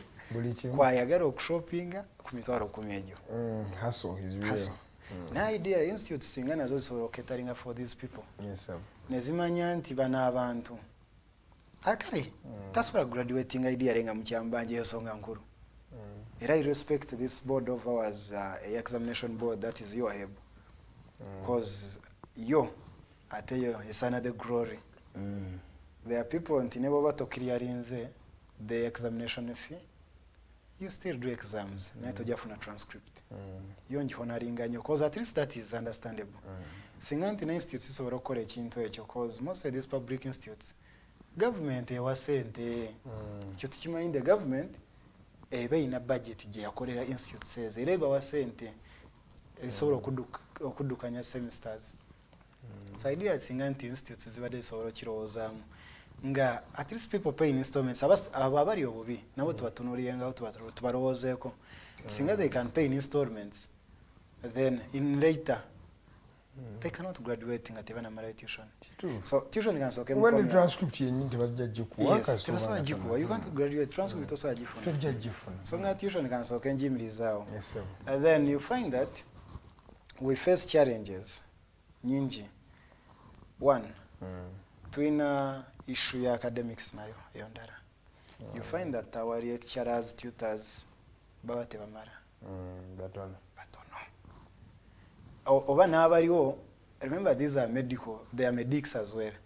Babeerako ne bujigo bulala part time obulala. So ntate they prioritize more the gigs obulimu buli than this. Kitegeera ntate osanga you miss more nga focus nze nyeri. Okay. Ate kinuma nti institutes ate tezitunulidde nnyo. Yes, setuganye tuli bantu bakulu. We do our personal reading. Naye ate omuntu oli gyakoma okuguiding. There are people who understand through guiding or through guidance. Unless they are guided, their personal reading alone will not be effective. So they need a guide. Because for us, we don't have teachers, but we have guides. They guide us. You guide us on how we are going to go with the course units. So now it pains when you see that this guide person, or the guider, or the one who is going to guide you, is not available for you. He appears like twice in a semester, so you wonder. I always ask questions, really, are these the only qualified tutors or lecturers there in the field? Can't we, really, if you can't focus for this, can't we get somebody who is there looking for a job, who is ready to focus on that? Because we need service delivery. But how really will these services be delivered? Ngate na baino delivery ngate baliwo. Yes sir. And the institutes are silent on this. Kati like students that are in the same institutes stuff. I would use our mighty university. Besides that, we have our university in Makerere. It's not as mighty as it used to be. Our Makerere. So we have even our paramedical here. Students are no longer having a say. Nti ideally, student twandibadde tusokoze tuli bantu bakulu twandibadde tusalawo ebisobola tugavaninga bye twayitaga then isomero lyonge kyaliyo kya kuimplementinga. Ideally, that's how it should be. Because tuba bantu bakuru wana higher institutions of learning. Yes, tuba bantu bakuru. So but you find that tetukyalina say ate tugenda tukatudda ku secondary level thing. Nti we are moving in intimidations. We are moving that's like that state of fear. Turikanayo cyane. So that sense of respect needed to charge in anti we deserve that respect. The decision making by the decision making process the students should be part of it. So we've reached a level until we genda kuvane ku higher institutes ngatona manya anti really ndi mukuru unless for those people baba chimanyi cause nabo tuka bakwatanga mwana ne pressing anga mwana tuina choyogera naye idea twandibadde nesse ku bintu ebitukola ki. So bine bintu byonna bwotunulya abantu betukulembera tuba tetwogera maloboozi gaffe basoogera birumanzi. Ideally goyinza osanga gwe ng'omukulembeze tebikuluma. But have you zeroed down to know what these people are passing through? Biki ebibaluma. These are things paining people. Naye nga we are tubisaka amaaso tuyisako biyisaka goyo kungulu ate naffe abandi agadde okuvaayo our bosses oba abakulu ba institutes tubatya tetwandibatidde naate also valuing an academics zo cause kuba omuntu ayinza okulemesezaawo koosi so nozaana naye nga we deserve to have a voice nkati nga bwe mutu wa platform eno we air out our painful parts ne babiwulira ebituluma ne babiwulira nti bituluma waliwo omwami bamuyita John Bartholomew agambye the problem with our government is that without a demonstration or strike, there is no response. So we have to stand a point such that it can respond to that. Otherwise, thanks bro for the representation, one love. Then Chayune Robert Jr. agamba live in Gaddafi watching you bro. With you, there should be a new start. Kugabonna balaba waliwo a new start waliwo ekijja ekipya gowojjidde mu ntebe katwogere ku ensonga kati ebizibu tubitegedde bikyali bingi kyemmanyi kati gwe ojja kukulembera institution yeno kiki kyoleeta ekipya eri bano abagambi kuba no njaga kuiletinga ku message ya Cheyune agambye mbuno with you there should be a new start. How is this new start looking like? Wow. I've been a leader and I'm still aspiring as a leader and I'm still pushing as a leader. One, there are a lot of things that katikambeko kyenkuraga. You know, tugenda mu institutes and mostly these medical institutes net focusing ku just every medical. I happen to be a business-minded person in the God about. So, unless this knowledge is passed to our fellow students, never mind, yes, to some manga medics. Night we target this added knowledge. Which added knowledge? I went to sit here to visit this young brother of mine, Simo Emma. He's in senior one. Okay. But nasanga guy on akora liquid soap. Just asora akora that Simo, my young bro. Akora liquid soap just asora akora. Wow. So I was touched. Nengamba wow, this knowledge must be passed very soon. Twina abana nga bebesa suya tuition. Kitegera. Kati njagala nkulaga nti yes, tuition ali waguru naye kati ffe nga bakulembeze. Yes sir. Tuyambye tutya abaana. How have we helped these people that we are leading to generate income? Kitegera. To generate income basobole okusupplementing ku tuition. Omuzadde akonere wano naye nga bakonere wano. Do you know that unless you've got this knowledge mu field zaffe tosobola kutandika practice kuba bw'otandika ojja kutta abantu in the medical. Naye there is this knowledge yatuleka mu vocational institutes ngate naffe twandigyetaaze.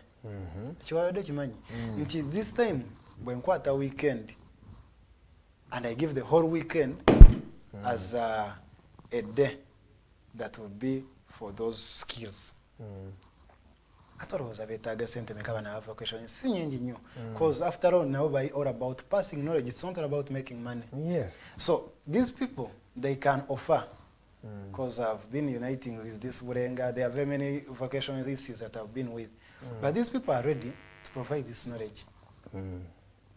Yes, so we can offer that weekend. Never basomesa this added knowledge. Yes, besides the medical knowledge, osobola okwongerako this added knowledge. The skill when you go outside during the holidays. These short holidays. Kati tuli sabuni mu gwanga tulimu omuti gwa sabuni the white star. Almost mutwaro kumukati. Yes, 20,000. So, can we get this knowledge of making soap out of the vegetables? Yes, can we make the liquid soap? Fenga fetutandika okwe supplying mu gwanga something which is cheaper. This thing I will not only be targeting students, that I'm benefiting students only, but as well as my country, because my main target, I already think about how would I benefit my country, Uganda, in whatever that I do. I may benefit it today, tomorrow, or the other day, but before I leave this country to depart or death, really, would I have concluded or would I have done my purpose as to why I was created? Thank you. Because God created you for a reason. Mr. Karhanga, you are here for a purpose. Maybe God knew that one day you would host Mugume. Yes, yes. So you had to fulfill that purpose. So there is no way you would die before fulfilling that purpose. It would be a disservice to you. Yes. So there is a reason why I was created in this country. So really, before I die, would I have done that? There has to be impact from you. Have I used the platform that I have to cause that impact? So in this leadership, nze ntunuulidde engeri gye tugenda oyamba eggwanga mweno crisis eriwo. Can we learn how to make these simple things, skills zino tuzifune, tusobole benefiting eggwanga nti n'omwana ewaka osobole obaako kyokola nti ate singa oba ofunye akakadde kamu within this holiday. That is a good move. Or supplementary tuition oba oyamba ne ku muzadde koza abazadde baba n'abaana bangi. I respect so much Mr. Asimu Emma, my dad. He's a mighty man. Ayimirirawo ye musajja akyasinza okwagala abaana. Ayimirirawo. But unless ng'olina omwana alina this knowledge nti naye asobola okukola something n'atopinga on for his tuition, parents will be proud out of this. Because nti tukubye ebinyonyi nga bina with one stone. Omuzadde agenda beera proud n'omwana. Omwana agenda ku supplementing of tuition we n'eggwanga ligenda kuganyirwamu. Kituufu. That's one. So oyagala kuskiringa abaana mu bintu ebyenjawulo wabe n'amagezi ag'enjawulo kijja bayamba okusurvivinga. Yeah, that's a very good so we have business students. Nina abaana bangi abali mu business, the likes of Sharon bangi baana bangi abali mu business. Yes, sir. My schoolmates. Now you find that we've not given them a platform to do business. Ideally nze ntunuulidde kyenjagala okumaininga main target nze kyenfaako mu leadership yange. Njagala omwana ave mentality eri ogamba nti I'm there for books only. Actually, that's what I'm trying to derive at. I want to remove that mentality. We have that challenge as Ugandans of having that mentality that I'm there for books, which is bad. What if tomorrow your books don't make it in life? Or what if you don't make it in life through the books that you studied? And sometimes they don't. Most of the times they don't. So I've seen many medics at my home. They are grazing. Really, this person did a bachelor's. He's grazing. Recent. So, but how can we combat that? My main target was singadala okubeera. Yes, what if the medical field gyensomye sisobodde ganyirwa bameka ba medics abafuluma mu ggwanga bangi. Bangi, by the way, to export doctors bangi ne bafuluma. Naye nze ntunuulidde nnyo mostly business. We have projects in campus that we give to other bodies from outside. Nobody don't mind zino projects we tuziwa ba student bannaffe. Tuba tuganyudde nti sente zino zisigadde muffe. Actually nze njagala nnyo sente zisigale muffe. Njagala nnyo nze when I'm employing, I employ my people. Nti bwe tuba ffenna bakugira to be in a better life. Bonna banetoledde bali mu better life tebagenda kumenya. Kituufu. When the people surrounding you bali better, tebagenda muba bulungi. Mubeera bulungi. Because obeera nga gwe kakikubira buli omu ajja tunuulira gwe. At the end of the day nawe obeerawo oli muntu. And they will kill your humanity because ogenda tandika kubeewala. So kati ogenda tandika creating eri image mugwa ate mbi. Naye kati how can you fight this? Bano abaana okubawa platform, they exercise their business in campus. If it is because for us we have the clinical courts, that is always a big project. If we can give it to students, they supply, because there are students who are connected with companies. They supply these clinical courts to the campus. These the bags for us in at our campus. We give them the school bags. We give them because it is part of the guild fee. So if we can give these contracts to students, so all these contracts, they are projects, students having ideas, but they are lacking somebody to build their ideas. Wow. But in leadership now, the leaders we want, these are leaders who can uplift their fellows, not to have a position. Position is useless, actually. You can be a leader without even having a position. By the way, that's also true. I've been a leader. Chatkwatira nti olina sooka afuna position. Mbadde leader ne mbadde nga sina position. Ne mu society mwembeera. Mu environment zembeera mulago yokka gye ndimu. And I've heard you talk of some people who are just in the environment bembeera just within the market. But what is your impact mu environment gy'olimu? Bakufiirinze impact yo. So nze njagala nnyo I've formed circles, sijja kwerabira nzikizane kano nkayise, sijja kwerabira the UBG, the Young Billionaire Group. Okay. The group that I'm the chairperson. Hey, you're a billionaire. I also need to enter that group. So that group, we are mainly in Kwezimba. Echo. Tutununya nyo twezimbye tutia in the next 5 years, where shall we be? Oshegera? Yes, sir. In the next 5 years, where will you be? Gwengo omuntu. So eno knowledge twetaaga tugisure mu campus. Buli wobe ane knowledge n'ogyesigaliza weka. Then nega twana kya kutondera obanga muri azamanyiza. But you need to pass this knowledge to these people that you are reading. These people, the UBG, they are, what is their main target? They do savings, they start projects. They do savings, they start projects. Until the next 5 years, these will be the great people you'll be hearing. Of course. Nenga batandika as students. Can we pass this knowledge to our fellow students? No mugamba nti muganda wange. Nti no mutwaro wogu saving per week. By the end of the 2 years, ojaba yasamu yafa. Ziba sene nyingi. Nti n'emitwaro 5 you can invest emitwaro 5 somewhere. Negitandika okuzara without going for this bero choose empulira. This in emitimba ne jibabba. I love physical business. Sinyumira nyingi ebintu bya online. Nze percentage nje mmanyi ogenda n'ogi investing n'olyoka ogikola si bintu byawe. Can you raise the 1M through the savings? Omuzadde osobola omukozesa within 1 year. Abakyalina chance y'omuzadde. You raise your capital nga tonavana mu campus. Have we passed this knowledge to the students that we are reading? Have we helped these students to know how will I raise the money that I'm going to pay for tuition abesa surira? So we need to pass this knowledge. Okay. The associations that are guiding us as students, the culture associations, I come from Ahesam, that is the Ankore. The association, the West Nilers, the Baganda, Ankoba Zambogo, the Mumba, the Mbama Sawa, many. But really, how have we helped these associations? Zisoboro kuisa the knowledge. Do you know that you can use these associations to pass the knowledge to their people? Yeah, and it's even easier for them to teach their own peers. But how have we helped these associations to stand? These associations are struggling financially. One of my targets, actually, it is supporting these associations financially, not out of my pocket, but using the position. How? We have what we can call what I rated as, or what I termed as the automatic subscription. Nti wano omwana nga reportinga. We have the freshers, because we have that January intake. Wano omwana nga reportinga. As you hand in your circular for guild, because for you over ground, really, can you tell these presidents, nabo ne ba providing the accounts, ne circular zawe. Nti omwana waba presenting a budget ewe muzadde. Presenting ebyo they are going to subscribe automatically. Ngate chikumenye na kumenya nsimanyo ogenda ogane nti it just needs a knowledge or that mind of knowledge and to know how you are going to do it. Techitaga manyi manji, techitaga kufetorora. It is just a matter of these associations having accounts. Then abana niba subscribing automatically. Wali ku reporting de. So nti ogenda fundikira nga buli association ene more than 5M. This is good money for a semester.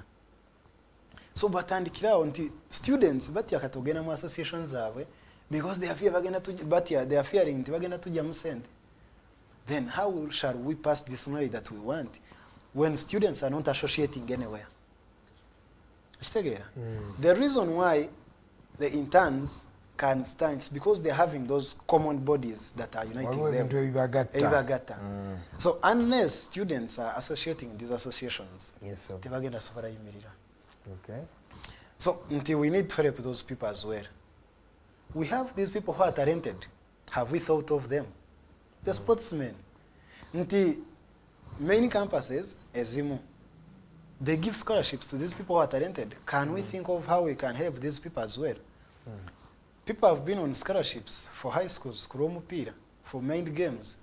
But when they join higher institutes, some, they are not catered for. Yes. Have we thought of how we are going to help these people? To advocate for them? Yes, sir. Yes. Tuition ngachari bwatyo. Can we think of how we are going to help these people? If we've not managed to give them full, can we reduce something on their tuition? At least we give them as a reward. We say we are reducing 300 for a government student. We are reducing around, let me say, 500 for a private student. we motivate them. Incentives ezo. It happens that paramedical, I will thank my sportsmen. We have the mighty sportsmen. Tebamegeka. Bayiwawo omubiri. Ekyo kyo tujja kikiriza. Our sportsmen are mighty men. Bayiwawo omubiri. But how have we motivated them? Ngojeko okuwangula ebikopo ne babijuza mu his offices. Tulowooza engeri gye tugenda obamotivatinga. Tulowooza engeri gye tugenda obamarketinga. I'm having a scholarship project that I'm building. Nagezaako okufuna state house scholarships. Plus I'm trying to create a website tugenda kufuna funders from outside. But before it starts helping the country, njagala ntandikire ku institute yange. Yoka yebeesooka okugira. Do you know that there are students who are dropping out? Never don't mind mulimu abaana abali obulungi mu institutes. Nga hivi have tuition tebimumenya center ina akora. But over don't mind wetandika projects zino. Netukolanga mu fundraising obwo. Guild account nene bako kyeyamba ne topping up projects ezo. There are people by that sense of humor.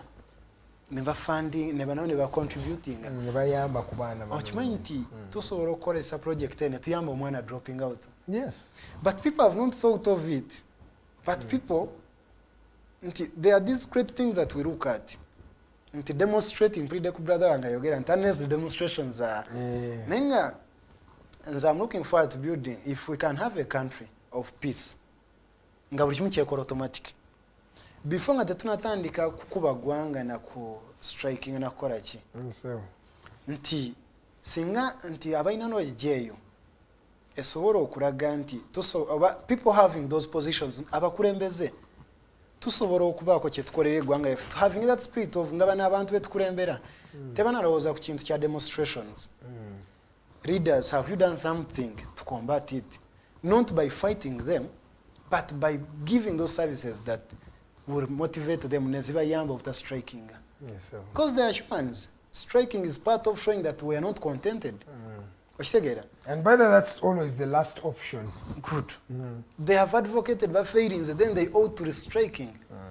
Ate kinuma kugwanga lyaffe, we end up bringing the police, tear gassing them. Naite tusose kwebuuza, can we calm down? We listen to these people. We reconcile, but we never resolve challenges we have. That's the problem we have in Uganda. We just say,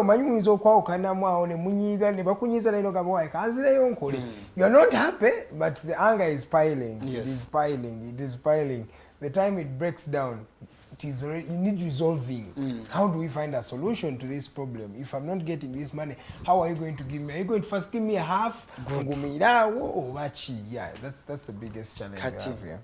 Challenge, you know, when you are vibing ready, you know, you reach terms.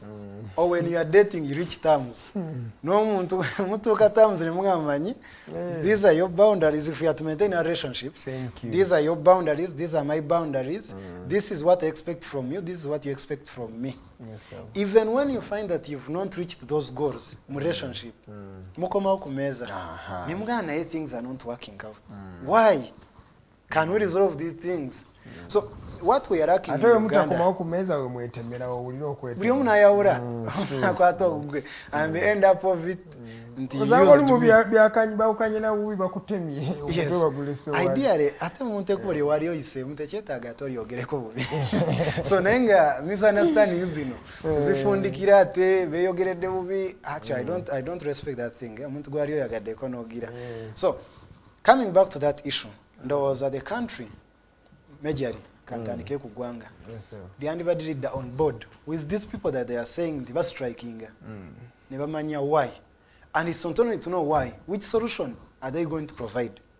Can they reach on negotiations and they reach common terms? At least when man are providing 100%, can it be 50-50? Until we are equalizer. This side we are having 50, this side we are 50. Have you gained the 50 expectations and for us 50? Institutions that remove. Can they give respect and give an ear to the readers? Okay. Really, these people, they are reading people. They are speaking not because they are speaking their feelings. You know, readers, we don't speak our feelings. Don't think that they are my feelings. Readers, we speak the feelings of the people we read. Okay. Keko ka uniqueness ba leaders ke tubanako. Ne wali ababera boogera feelings zaabwe. Kato yo leader ayogera feelings ze. Nadaba NUP. Sijja kwesikamu. I'm not sijja genda. So leaders we speak the feelings of people that we lead. So how I wish these institutes that we are working with or the institutes that we are in give us an ear. Because we are voices of students.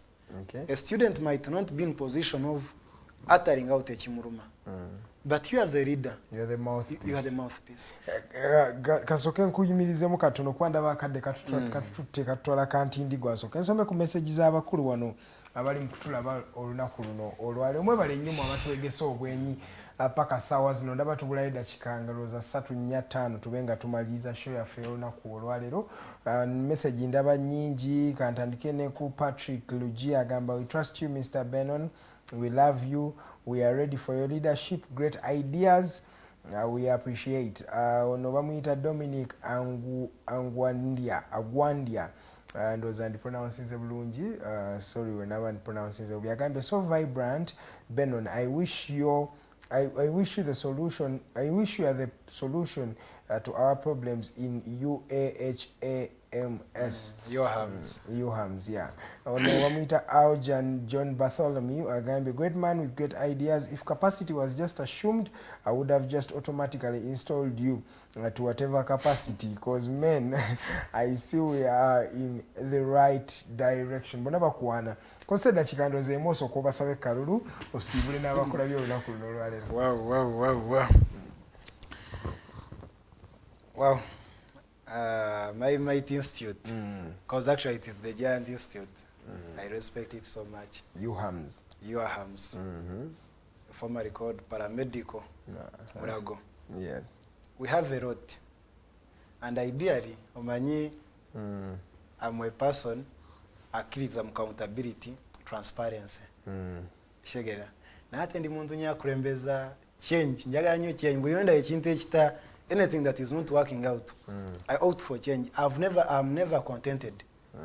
At least I know that there is a solution for everything. So what I know, we have solutions for everything in your hands. That's the reality. There is nothing that is in your hands that has got no solution. Actually, before we go even to solve these issues in your hands externally, as leaders, we can solve them internally. Nze ndi muntu akiriza mu ddoboozi lyange when I sit to convince you besides bino.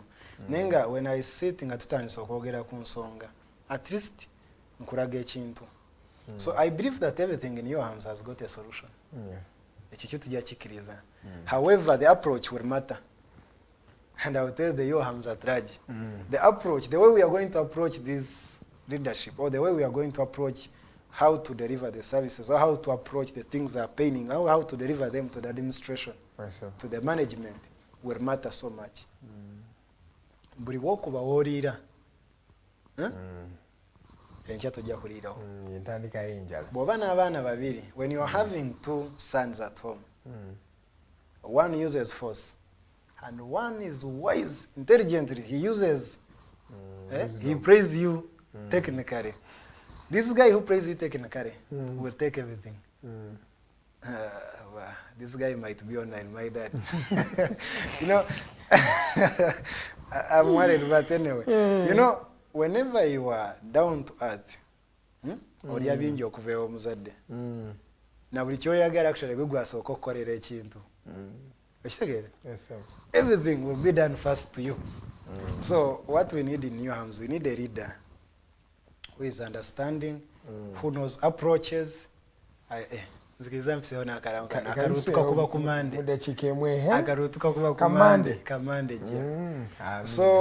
we need a leader really who will speak for people and who will have the impact in the institute. Advocate for people. Have impact on these people's lives. How will you help these people in 1 year that you stay in leadership? How will you elevate them from a certain level to another level? A leader, you are a middleman. A leader, or a good president, you are a middleman. You are not on one side. A middleman I come to you and get to know what you want. Now, if you are the retailer, there is a wholesaler, I'm the middleman. I go to the wholesaler, I know what he sells, and I know his limits, where the prices, I know everything. I come to you to a retailer, I get to know what do you need. What do you need? So I bridge a gap. Yes, sir. And in a good way. When I get to know that you two parties really are not going to work out, so I look for a solution.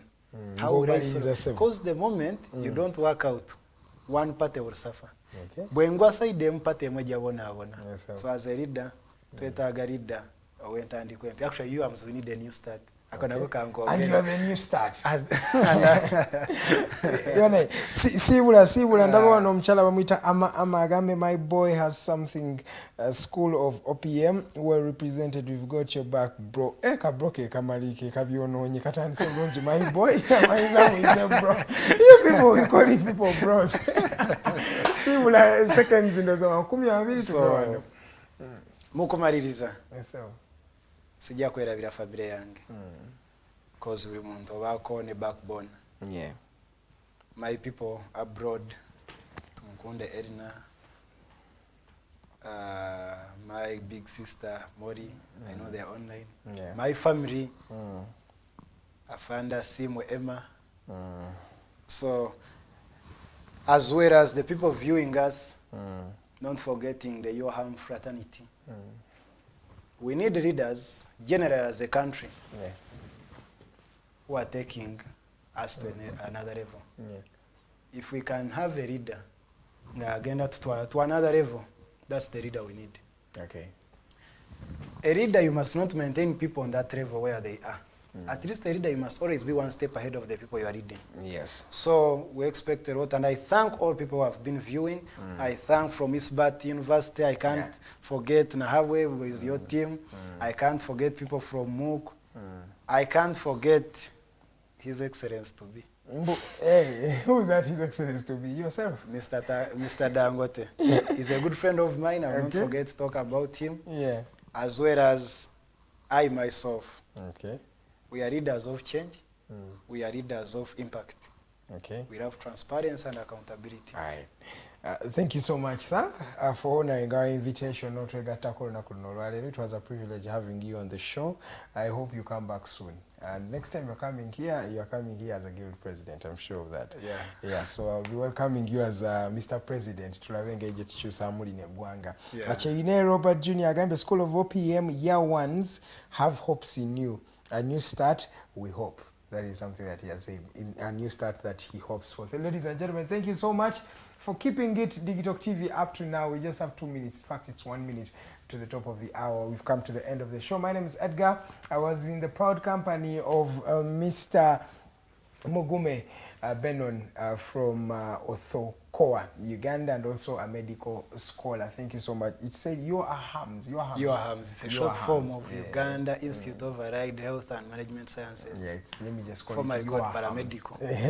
UAHAMS, thank you so much. And of course, the entire UAHAMS fraternity, thank you for tuning in. Kamaizeni no message here, Branzo by Einstein. Mugume, you are a natural. I know you as my teacher who did exactly what you are campaigning for now. Much love. Once. You have a track record, bro. You have a track record. Up next is Take Our Chi. It's going to be happening at 11 a.m. Don't miss it out at 11 a.m. Please do tune in. We're going to be talking about the law. We have two special guests from Nalo Foundation, an organization that is aiming at equipping Ugandans with all the legal capacities or skills in order for them to, learn the law and learn the constitution and maybe build a culture of respecting the rule of law in this country, something that we have not had for a while now. It's exactly 9 a.m. Thank you so much. My name is Edgar Matthew Karahanga. I'll see you tomorrow. Oh, no, I'll see you later on. But tomorrow, the Mighty Drive will return with the ladies. Remember, it's a Woman Crush Wednesday.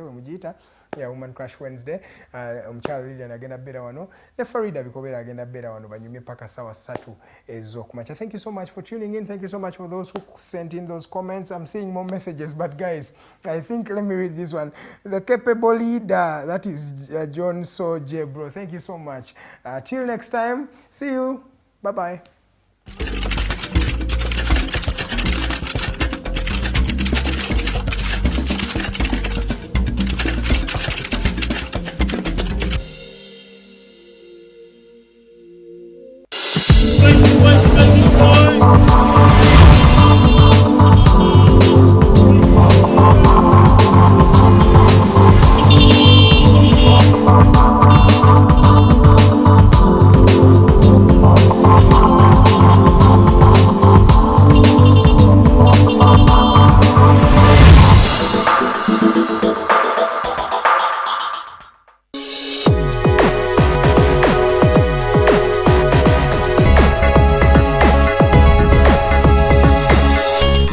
Alternative Digitalk. Real issues, real talk.